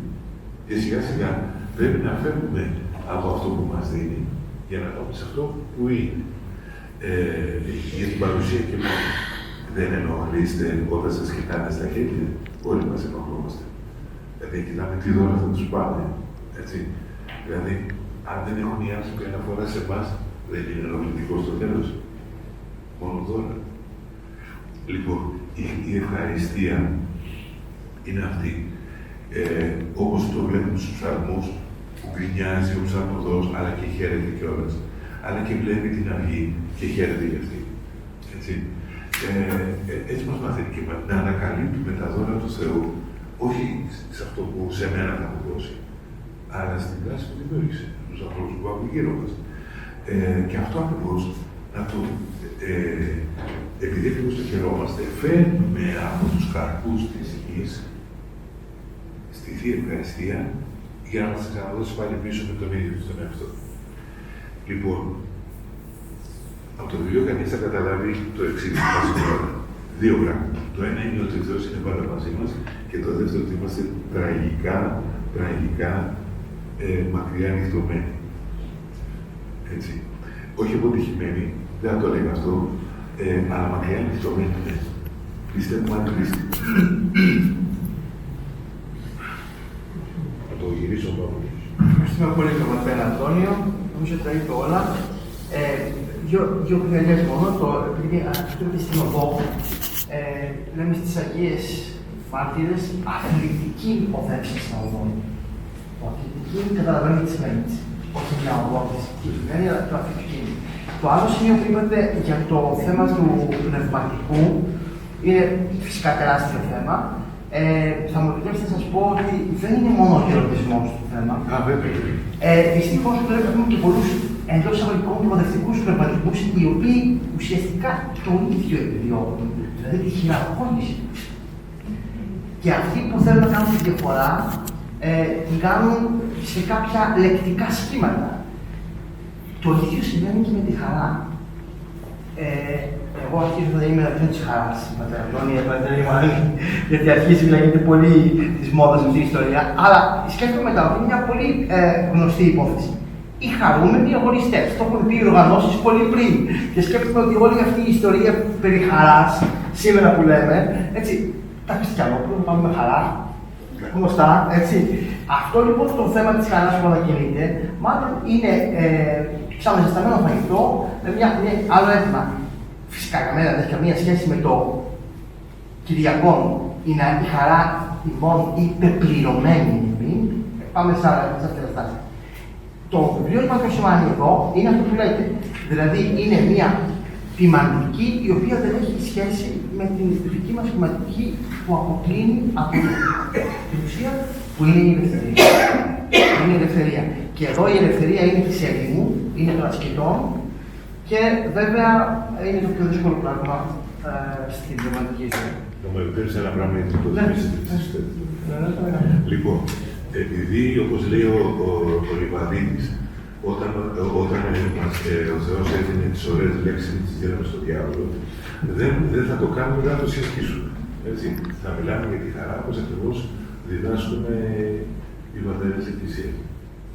Κάποια στιγμή πρέπει να επαναφορτήσουμε τις λέξεις.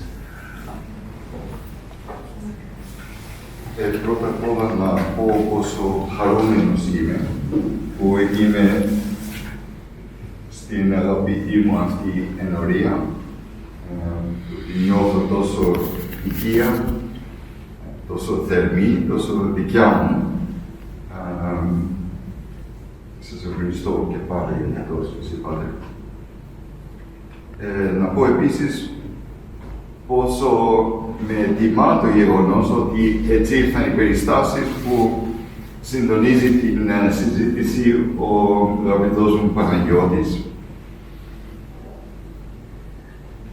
Να πω επίσης πόσο με συγκινεί το γεγονός ότι οι περιστάσεις αυτές που σε έφεραν εδώ είναι ακριβώς ότι η Μαρία Κοκκίνου απόψε αναγνωρίζεται, ευλογείται από την Εκκλησία για την προσφορά της, την κατηχητική, την εκδοτική και μαζί με αυτό με συγκινεί ιδιαίτερα η παρουσία της οικογένειας της Μαρίας εδώ και ιδιαίτερα του σεβαστού μου κ. Δημήτρη, ο οποίος ήταν ο πρώτος που με πλησίασε. Συνήθως όταν γράφουμε βιβλία, πλησιάζουμε έναν εκδοτικό οίκο και λέμε ενδιαφέρεστε. Κύριος Κόκκινος με πλησίασε εμένα να γράψω ένα βιβλίο στα ελληνικά, το οποίο βιβλίο ήταν το πρώτο που βγήκε στην Ελλάδα και το οποίο βιβλίο δεν υπάρχει στην αγγλική ή σε άλλη γλώσσα. Μόνο στα ελληνικά γράφτηκε και στα ελληνικά εκδόθηκε. Και δεν θα ξεχάσω ποτέ αυτή την αγάπη. Να ευχαριστήσω επίσης τους συνομιλητές που πιάσαν τον παλμό, όχι του βιβλίου, αλλά των επιστολών των Αγίων. Είμαι, κυρία Μωρετάκη, από την άποψη της ψυχοθεραπείας, ο δε Πάτερ Αντώνιος από την άποψη της ποιμαντικής, εσείς από την προσέγγιση την συμβουλευτική, ο Πάτερ από την προσέγγιση την εξομολογητική, γιατί αυτοί οι Άγιοι είναι όντως πρωτότυποι για μένα. Είναι σαν ένα ποτήρι κρύο νερό στην παράδοση, που δεν βλέπω, όχι απλώς πολλούς άλλους πατέρες τόσο ανοιχτούς, δεν ξέρω αν υπάρχουν άλλοι τόσο ανοιχτοί πατέρες στην παράδοσή μας, που κυριολεκτικά με κάνουν να νιώθω αυτό που είπατε, Πάτερ, ότι δεν ξέρω τίποτα. Και είναι όντως έτσι. Δεν γράφω γιατί θέλω να διδάξω, δεν γράφω γιατί θέλω να δείξω ότι κατέχω κάτι. Γράφω για να διαβάζω εγώ, γράφω για να μαθαίνω εγώ, γράφω γιατί θέλω να ξέρω. Αυτή την αναζήτηση την παραδέχομαι ότι είναι κάτι που έχω και που θέλω να έχω και που όλοι μας νομίζω πρέπει να έχουμε. Οπότε από αυτή την άποψη σας είμαι ευγνώμων που είδατε τόσο παρόμοια, τόσο αμυγός συμπληρούμενα τα διάφορα στοιχεία της πνευματικότητας των Αγίων αυτών και που είναι το μυστικό, θα έλεγα, της διδασκαλίας τους. Δεν είναι απλώς μία πτυχή της διδασκαλίας τους. Ας σας πάρω όλους πίσω μερικούς αιώνες στις αρχές του 6ου αιώνα, στη Γάζα. Ακούμε τόσο πολλά για τη Γάζα σήμερα.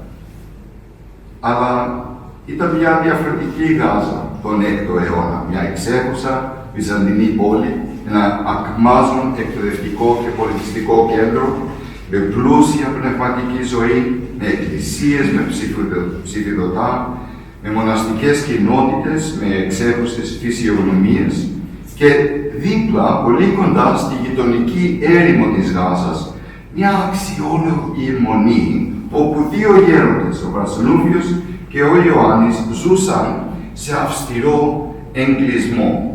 Και οι χαρισματικοί αυτοί γέροντες που είναι οι πιο αγαπημένοι μου, έχουν γίνει οι πιο αγαπημένοι μου Άγιοι, είναι γνωστοί αντίστοιχα ως ο Μέγας Γέρον και ο άλλος Γέρος. Και πολλοί κόσμος καταφθάνει στην περιοχή, συγκεκριμένα στην πόλη της Θαπαθά, για να συμβουλευτεί τους γέροντες αυτούς.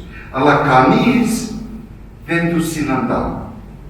Κανείς δεν μιλάει μαζί τους πρόσωπο με πρόσωπο, απλά υποβάλλουν ερωτήσεις γραπτές και λαμβάνουν απαντήσεις γραπτές μέσω των γραμματέων τους. Ο γνωστός Αββάς Δωρόθεος ήταν γραμματέας του Βαρσανούφιου και ίσως πιο γνωστός από όλους στην παρέα αυτή. Ο δε ηγούμενος του μοναστηριού, ο Σέλιδος, για τον Αββά Ιωάννη. Και οι επιστολές τους κυριολεκτικά αποτελούν ιστορικά τεκμήρια. Ανοίγουν ένα παράθυρο, θα έλεγα, στην καρδιά του κόσμου και ιδιαίτερα του μοναχισμού των πρώτων αιώνων. Και μέσα από τις ερωταποκρίσεις αυτές αναδύεται ένα ολόκληρο φάσμα ανθρώπινων ελπίδων, φόβων, πειρασμών, όπως βιώνονται από ανθρώπους κάθε λογής, από κληρικούς και λαϊκούς, από επισκόπους ακόμα και κυβερνήτες, όχι όμως από γυναίκες. Οι γυναίκες είναι ο αφανής παράγοντας στις επιστολές.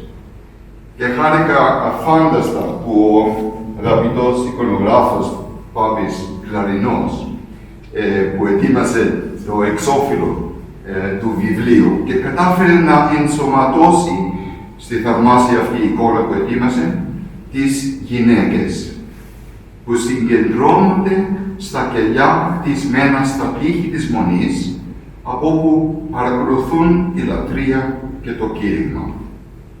Οπότε, παρόλο που δεν έχουμε επιστολές από γυναίκες, δεν είναι απούσιες. Γιατί πρώτον, η στάση του Βαρσανούφιου δεν αποκλείει γυναίκες. Σε αντίθεση με συνήθειες σε άλλα μοναστήρια, ακόμη και σήμερα, η κοινότητα στη Θαπαθά δεχόταν γυναίκες για επισκέψεις, για προσευχή, για διδαχή, για επίσκεψη των πρώην συζύγων των. Και δεύτερον, οι δύο γέροντες αποδοκιμάζουν τους μοναχούς που εγκαταλείπουν τις γυναίκες ή τις οικογένειες τους, επιβαρύνοντάς τους με τη συντήρηση παιδιών. Ο μετέπειτα ηγούμενος μετά τον Σέλιδο του μοναστηριού, ο Ελιανός, ήταν ακόμη λαϊκός όταν διορίστηκε ηγούμενος και η συμβουλή που έλαβε από τον Αββά Ιωάννη ήταν σαφής. Φρόντιζε τη γυναίκα σου, να μιλάς μαζί με τη γυναίκα σου και να την συναντάς συχνά, σαν ηγούμενος. Όσο για τα παιδιά σου, προσθέτω, συνέχιζε να τα ανατρέφεις και να παρέχεις όλα τα απαραίτητα. Δεν το βλέπω σήμερα σε μοναστήρια αυτό. Γιατί οι γέροντες για τους γέροντες βλέπετε, η οικογένεια είναι μικρόκοσμος του μοναστηριού. Και το μοναστήρι είναι προέκταση της οικογένειας. Οπότε για αυτούς τουλάχιστον η μοναστική αποταγή ή απόσταση δεν σημαίνει κοινωνική παραίτηση ή απόσυρση. Και έχουμε συνολικά 850 επιστολές. Δεν πρόκειται για πλήρη συλλογή. Είναι μια επιλογή, θα έλεγα, που συγκέντρωσε ο συντάκτης, που για μένα κατά πόσα πιθανότητα είναι ο Παπάς Δωρόθεος πάλι. Και αυτό που χαρακτηρίζει τις επιστολές είναι ένα εσωτερικό σύστημα. Και θα επανέλθω σε αυτά που είπαν οι συνομιλητές μας και η κυρία Μωρητάκη για το χρόνο που παίρνει η θεραπεία και ο Πάτερ για την διαδικασία της θεραπείας. Μιλούν οι πατέρες αυτοί για ένα εσωτερικό σύστημα, μια εσωτερική λογική. Μιλούν για στάδια, η λέξη που χρησιμοποιούν είναι ηλικίε. Μιλούν για διαδικασία, η λέξη που χρησιμοποιούν είναι κίνησης στη πνευματική ζωή. Και αυτή η εσωτερική λογική διακρίνεται ιδιαίτερα στις συναπτές ερωτήσεις και απαντήσεις πάνω σε ποικίλα θέματα. Μιλούν για την προσευχή, για τα δόγματα, τους λογισμούς κλπ. Και δεν είναι απλώς μία ερώτηση και μία απάντηση, αλλά έχουμε σειρές. Οπότε στη δεύτερη ερώτηση μπορεί ο ίδιος μαθητής να ρωτάει, καταλαβαίνω τι μου λες γέροντα, αλλά τι συμβαίνει σε αυτή την περίπτωση. Ή το καταλαβαίνω και αυτό, αλλά η κατάστασή μου στην οικογένειά μου είναι αυτή. Πώς πρέπει να ανταποκριθώ. Και πολλές ερωτήσεις φαίνονται ασήμαντες. Πόσο πρέπει να τρώω. Είναι κάτι που εγώ χρειάζομαι να ακούω πολλές φορές. Είναι αμαρτία να φεύγω από το ναό πριν την απόλυση. Καλύπτουν επίσης οι επιστολές θέματα πολύ κοινότοπα, πεζά ακόμα. Ερμηνεία ονείρων, συμπεριφορά στους υπηρέτες, σχέσεις με μη χριστιανούς. Άλλες πάλι αφορούν τη δουλεία, τα χρέη, την ασθένεια. Άλλες καταπιάνονται με τη ληστεία, το έγκλημα, τη δωροδοκία. Άλλες ασχολούνται με θέματα νομικά ή φορολογικά, με ευθύνες οικογενειακές, με τον γάμο, με τον θάνατο. Και όλη αυτή η διαδικασία, όλα αυτά τα στάδια, παίζονται στο επίπεδο των λογισμών, σκέψης. Και αυτό μας διδάσκει κάτι πολύ βασικό, ότι δεν μπορούμε να προσπεράσουμε ή να παρακάμψουμε τα συγκεκριμένα στάδια της οριμάνσεως, της θεραπείας, της πνευματικής ζωής. Πρέπει να περάσουμε μέσα από κάθε στιγμή. Μπορεί να μην μας αρέσουν μερικά στάδια. Μπορεί κάποια στάδια να μας συντρίψουν κιόλας. Άλλα στάδια μπορεί να μας αρέσουν και να μην θέλουμε να τελειώσουν. Αλλά από όλα τα στάδια πρέπει να περάσουμε, πρέπει να συνεχίσουμε, πρέπει να προχωρήσουμε. Δεν μπορούμε να μείνουμε στάσιμοι. Και αυτό είναι η καινούρια αρχή. Συνεχώς καινούρια αρχή. Γιατί στη διαδικασία, στην πορεία της θεραπείας, ξέρετε, δεν υπάρχει ασανσέρ. Υπάρχουν μόνο σκαλοπάτια. Γι' αυτό μιλάμε στην πνευματική ζωή για κλίμακα θείας αναβάσεως. Οπότε η κάθε μία από αυτές τις εκατοντάδες επιστολές συνιστά μία προσωπική επιστολή. Όπως είπε ο Πάτερ, ότι είναι για μένα η επιστολή αυτή.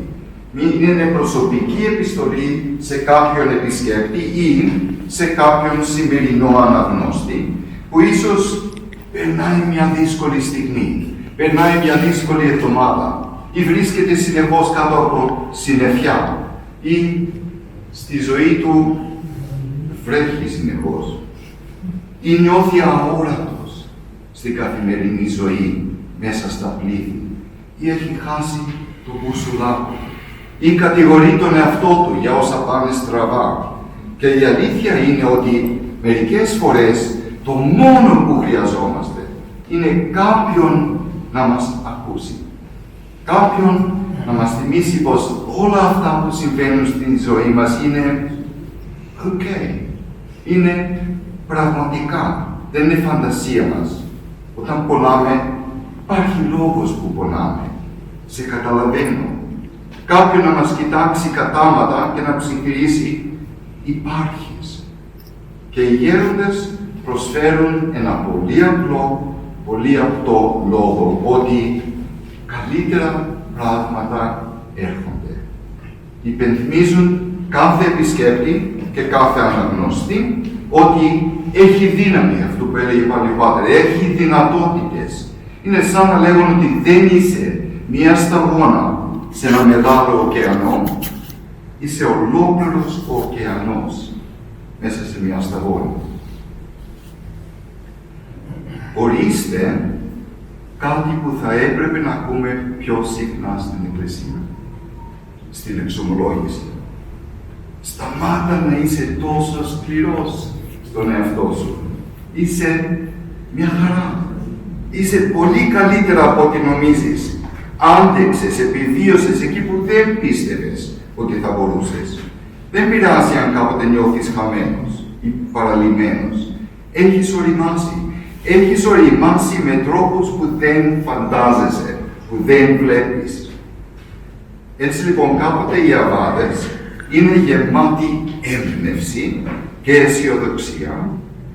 Άλλοτε μιλούν με αγωνία για σένα, με οδύνη, αλλά η συμβουλή τους είναι πάντοτε στηρικτική, ευσπλαχνική, γιατί πάντα μιλάμε από την καρδιά. Και για τη θεραπεία που μιλήσαμε. Και η θεραπεία δεν είναι απότομη, δεν είναι σύντομη, δεν τελειώνει μόνο μιας, δεν είναι μαγική, δεν είναι θαυματουργική, θα λέγα ακόμα. Η ορίμανση δεν είναι γραμμική, η ανάπτυξη δεν είναι στιγμιαία, είναι διαδικασία, είναι σταδιοδρομία. Χρειάζεται χρόνος να οριμάσεις, χρειάζεται χρόνος ακόμα να συνειδητοποιήσεις ότι οριμάζεις. Δεν γίνεται να βιαστείς. Επιτρέπεται να επιβραδύνεις. Δεν γίνεται να βιαστείς. Αυτό που περνάς τώρα μπορεί να αποτελεί ένα δύσκολο κεφάλαιο, αλλά δεν είναι το τέλος του βιβλίου.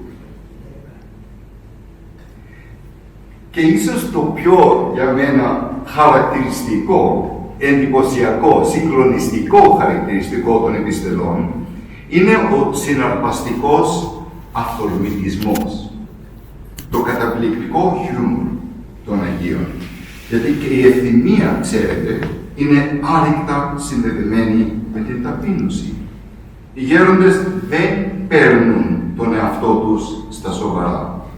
Δεν ανησυχούν για τις αμαρτίες τους, ούτε εμένουν στις αρετές τους. Γνωρίζουν ότι η ευθραυστότητα, η αποτυχία ακόμα, είναι σύμφυτη με την ανθρώπινη φύση.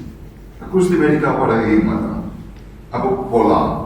Σε μια επιστολή λένε, ας μην γίνουμε όπως εκείνος που έτρεχε στην εκκλησία να προσευχηθεί γιατί δεν είχε φαγητό.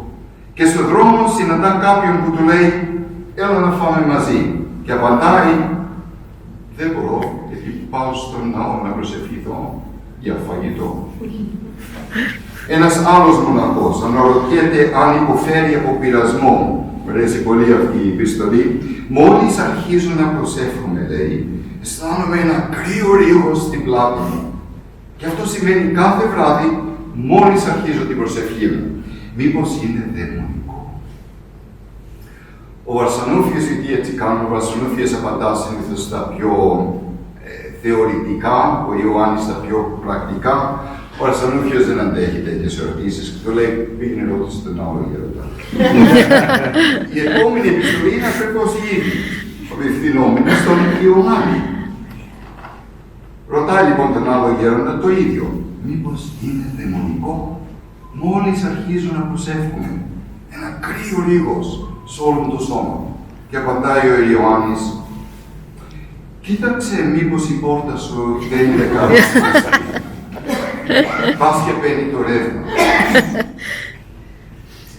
Και ένα τελευταίο που μου αρέσει πολύ, όταν κάποιος φιλόχριστος, γιατί έτσι αποκαλούν τους χριστιανούς, φιλόχριστοι, όταν κάποιος φιλόχριστος ρωτάει, ο γείτονάς μου έχει περισσότερα σταφύλια από μένα. Εγώ δεν έχω πατητήρι. Αυτός έχει.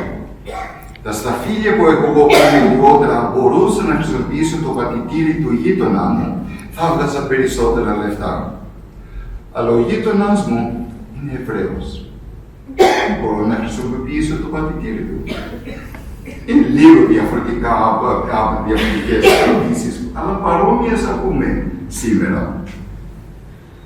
Και απαντάει ο Ιωάννης, γιατί είναι πρακτική ερώτηση.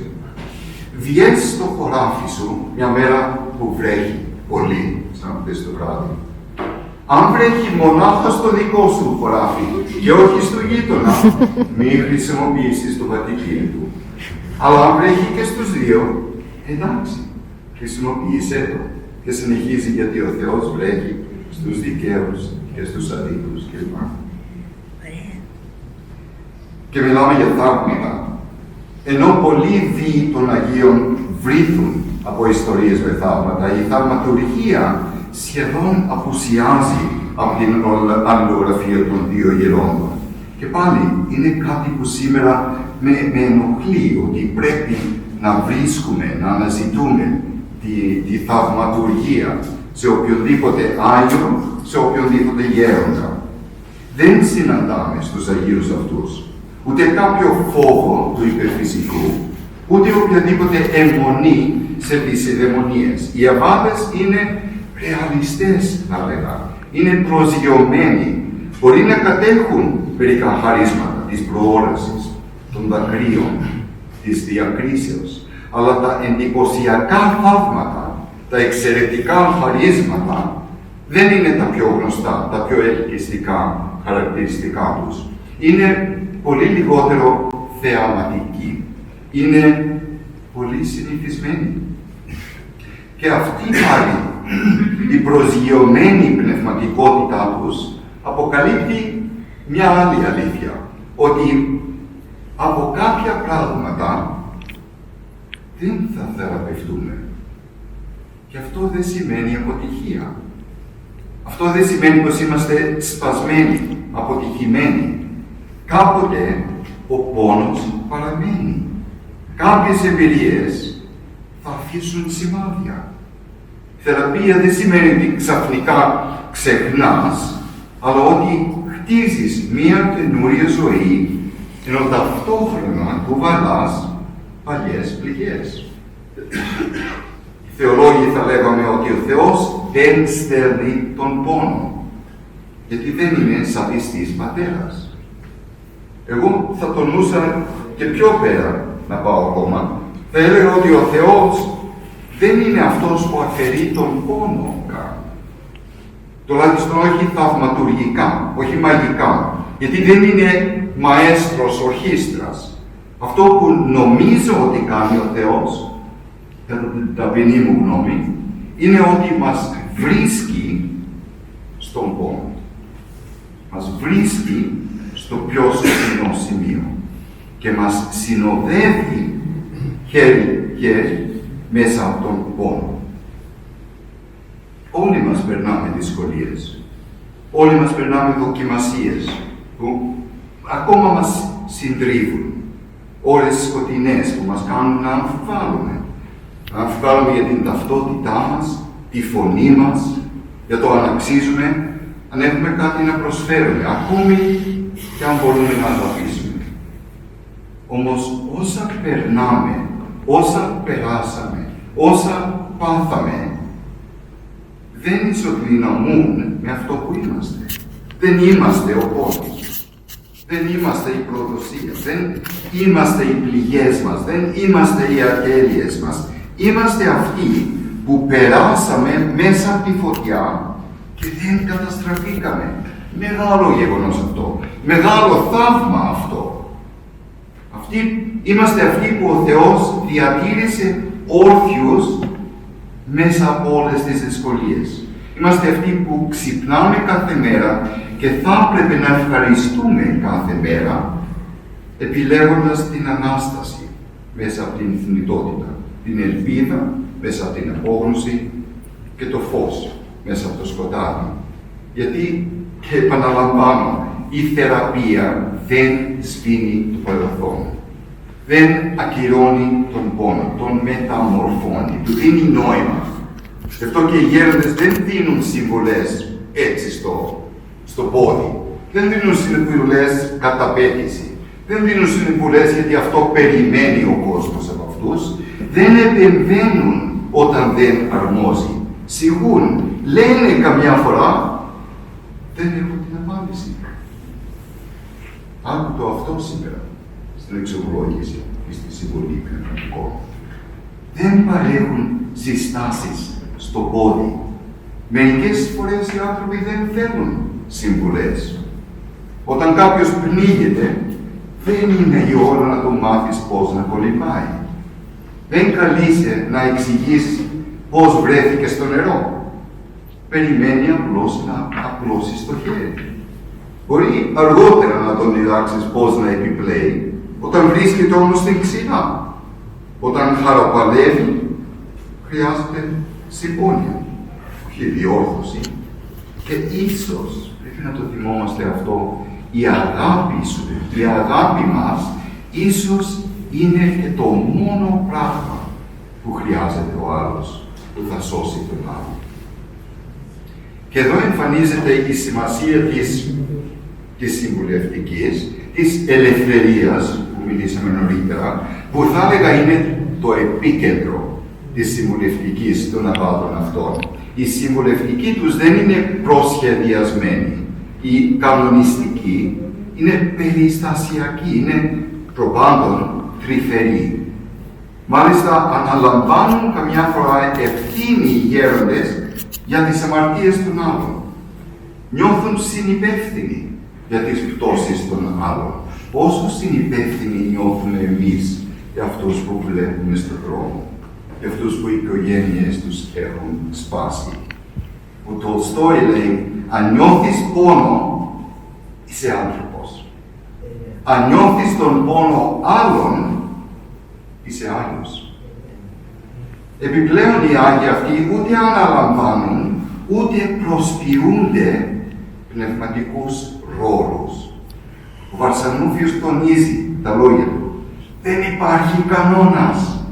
Ή οι κανόνες δημιουργούν προβλήματα. Κάθε περίπτωση, κάθε κατάσταση είναι μοναδική και το ξέρουν αυτό οι Άγιοι. Σήμερα, τον έφερε λίγο ο Πάτερ νωρίτερα, όλο και λιγότερη ευθύνη, η ελευθερία αφήνεται στην ατομική κρίση, στην ατομική βούληση. Όλα είναι κανόνες, όλα είναι νομοθεσίες. Τώρα θυμήθηκα τώρα, ήμουν στο δάσκαλο μου, τον κάλιστο, Μητροπολίτη Διοκλείας, που ήταν μια φορά σε μια αντικανική εκκλησία στην Οξφόρδη και φοβόταν λίγο πώς πρέπει να περπατήσει και πού να πάει όταν θα έκαμε το κήρυγμα και επειδή φοβήθηκε, ήθελε να ρωτήσει τι νομοθεσίες έχουν, τι είναι οι οδηγίες για να πάει στον Άμβονα και λέει στον βοηθό εκεί πέρα, του λέει θέλω αν κάνω κάτι στραβό να με διορθώσεις. Και του απαντάει ο βοηθός, εγώ θα σας διορθώσω πριν κάνετε κάτι στραβό. Δεν είναι αυτό ο σκοπός της πνευματικής ζωής. Οι δύο γέροντες αναγνωρίζουν ότι οι νόμοι μπορεί να βραχικυκλώσουν την ορίμανση που αυτοί ενθαρρύνουν. Γι' αυτό μιλούν πολύ αλλιώτικα. Ακούστε τα λόγια τους. Κρατούμενος γενή χειρή περιπάτη. Κρατήσω το χέρι μου και περπάτα. Περπάτα εσύ. Να το χέρι μου όμως. Ή αλλού πίσω την δύναμή σου.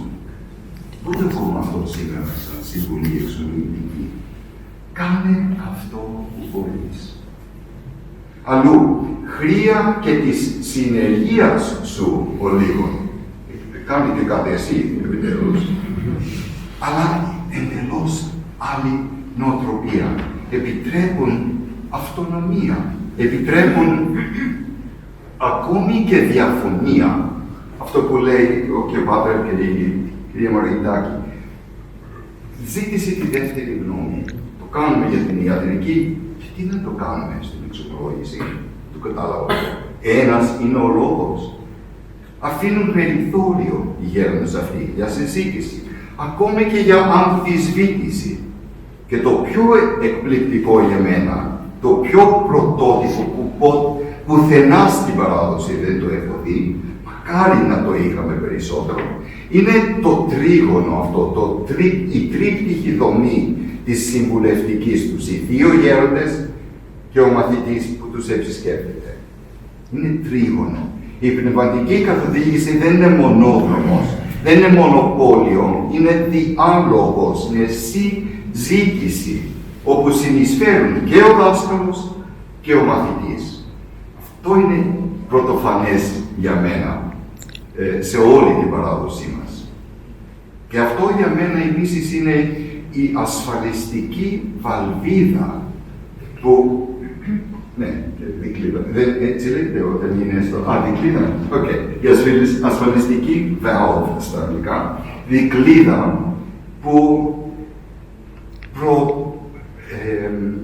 που προστατεύει τον μαθητή από οποιαδήποτε κατάχρηση. Που κρατά την ισορροπία στην πνευματική καθοδήγηση. Και αυτό, πού ξανακούστηκε ποτέ αυτό στην παράδοση, ακόμη και σήμερα. Πού να τολμήσει κανείς κάτι παρόμοιο. Και δεν μιλάω εγώ που είμαι εικονοκλάστης σε πολλά, δεν μιλάω για καταστρατήγηση της ιεραρχίας ή της υπακοής, αλλά για μια ενορατική, εμπνευσμένη θα έλεγα, προσέγγιση του τι σημαίνει συγγνώμη, τι σημαίνει συγχώρηση. Και ο αγαπητός στίχος των Αγίων είναι από την προς Γαλάτας. Αλλήλων τα βάρη βαστάζεται. Και αυτό είναι νομίζω που προσφέρει μία αδιέξοδο σε οποιοδήποτε αδιέξοδο. Πρόκειται για μένα για την πιο αυθεντική συμβουλευτική. Η ασυνήθιστη αυτή μορφή πνευματικής καθοδήγησης μας παρέχει ένα δίχτυ ασφάλειας που εκτονώνει οποιαδήποτε πίεση που συσσωρεύεται και κάποτε εκρήγνεται σε μια ασφυκτικά ιεραρχική κοινότητα. Οι δυο γέροντες γνωρίζουν ότι ένα ανοιχτότερο σύστημα είναι λιγότερο επιρρεπές σε κατάχρηση από οποιαδήποτε μονοπλευρή προσέγγιση. Και έτσι συμπληρώνουν ο ένας τον άλλον. Έτσι έχουν αλληλοσεβασμό, αμοιβαία στήριξη. Όπως σας είπα, συχνά λένε, ρώτησε τον άλλο γέροντα. Και κλείνω με το σκοπό αυτής της συμβουλευτικής και της ελευθερίας, που με φέρνει σε ένα άλλο σημείο ή στοιχείο ή στάδιο πολύ σημαντικό, ότι ίσως ο απότερος στόχος είναι να γίνουμε κάτι, αλλά να απογίνουμε πολλές φορές όλα όσα έχουν συσσωρευτεί μέσα μας που δεν είμαστε αυθεντικά, ώστε να μπορέσουμε να γίνουμε αυτοί που προοριζόμαστε από τον Θεό. Προοριζόμασταν εξ αρχής από τη βάφτισή μας. Και οι δύο γέροντες εδώ επινοούν τον όρο το αψήφιστον. Και δεν έχουμε ψήφο, το ψύχωρο που αναφέρατε. Γιατί η αυθεντική ταπείνωση δεν σημαίνει ότι σκέφτεσαι λιγότερο για τον εαυτό σου. Σημαίνει ότι σκέφτεσαι τον εαυτό σου λιγότερο. Όπως επίσης το να παραδίδεσαι δεν σημαίνει ότι δεν έχεις τίποτα πλέον δικό σου, αλλά ότι τίποτε πλέον δεν σε κατέχει, δεν σε εξουσιάζει. Η παράδοση, με άλλα λόγια, του εαυτού μας δεν σημαίνει τέλος στα σχέδιά μας, μπορεί να σημαίνει αρχή στα σχέδια του Θεού. Κάποτε το ιερότερο, νομίζω, που μπορούμε να κάνουμε είναι απλώς να παραδοθούμε. Δεν χρειάζεται πάντα να ξέρουμε τι μας επιφυλάσσει το σύμπαν. Δεν χρειάζεται πάντα να χαρτογραφούμε με λεπτομέρεια την πορεία της ψυχής μας. Ας παραδοθούμε λίγο στη Θεία Ροή. Ας παρατήσουμε την ανάγκη για έλεγχο. Γιατί το κουράγιο να αφήσεις κάτι είναι το κουράγιο τελικά να ξεκινήσεις κάτι καινούριο. Το κουράγιο να αρχίσεις ένα νέο κεφάλαιο είναι το ίδιο κουράγιο να κλείσεις το προηγούμενο. Και δεν είναι όλα που χάνονται απώλεια.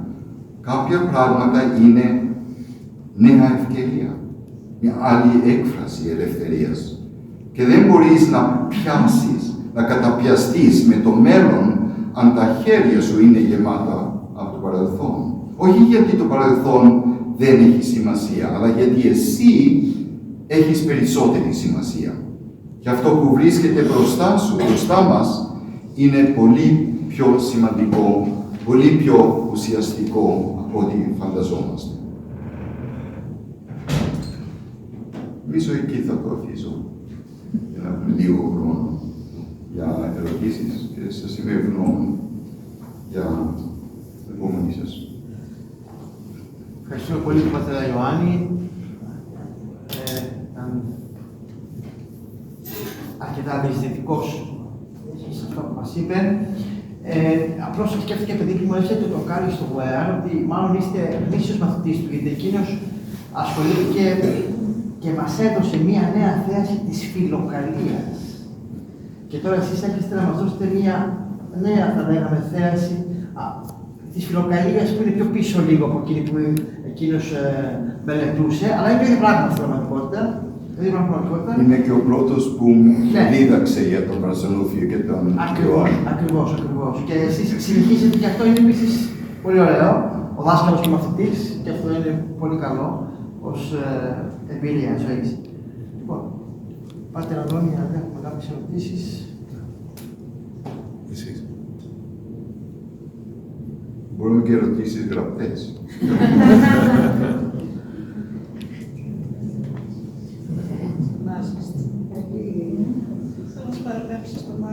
Ναι. Είναι δύο εδώ τώρα. Ναι. Τώρα είστε δύο πολύ στην άλλη, μπορείτε εύκολα. Πάντως, εγώ θα ήθελα να πω κάτι, επειδή αναφερθήκατε και σε μερικά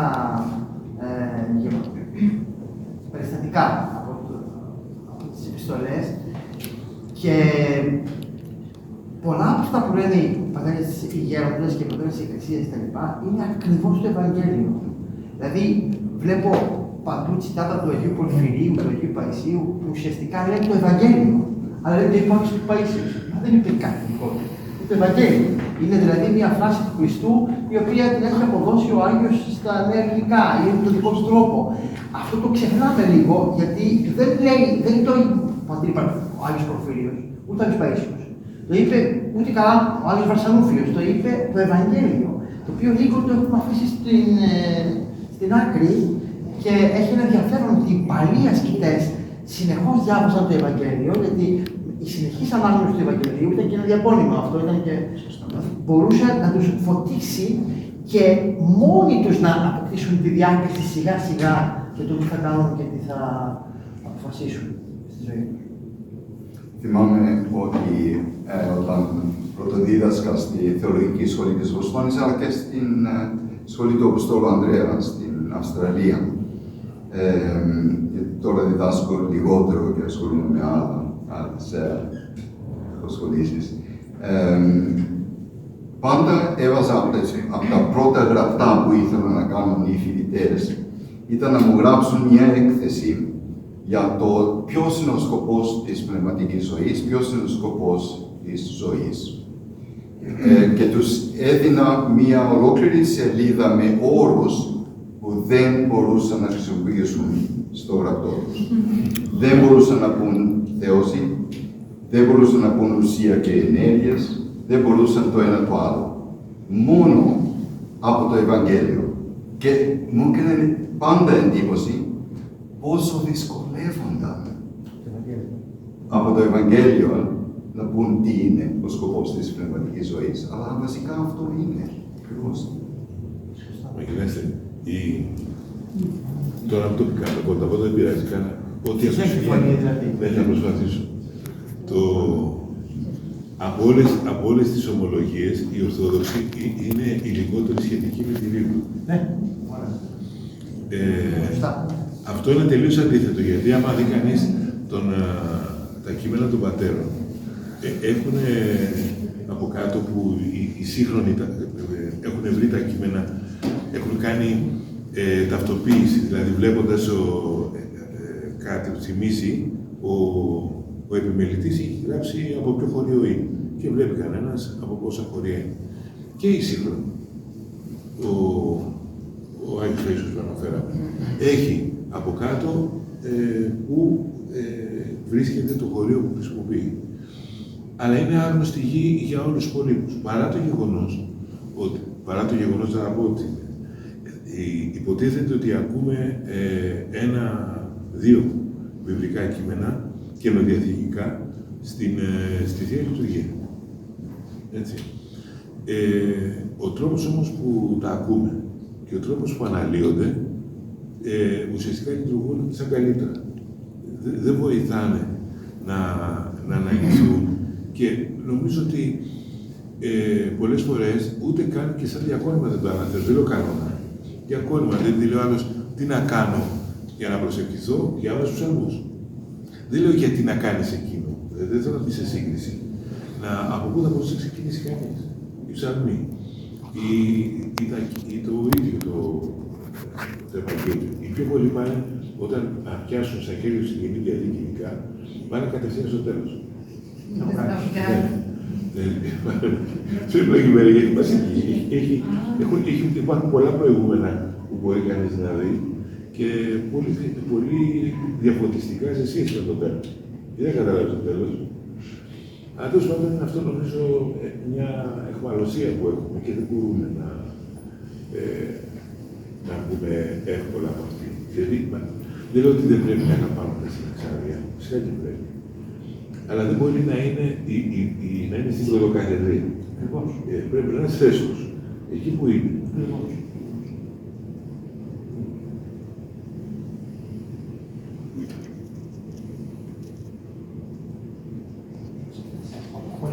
Απολυόμαστε. Ευχαριστούμε πάρα πολύ για τον κόπο σας εδώ και ειδικά σήμερα. Ευχαριστούμε πάρα πολύ. Ευχαριστούμε για τον Παναγιώτη.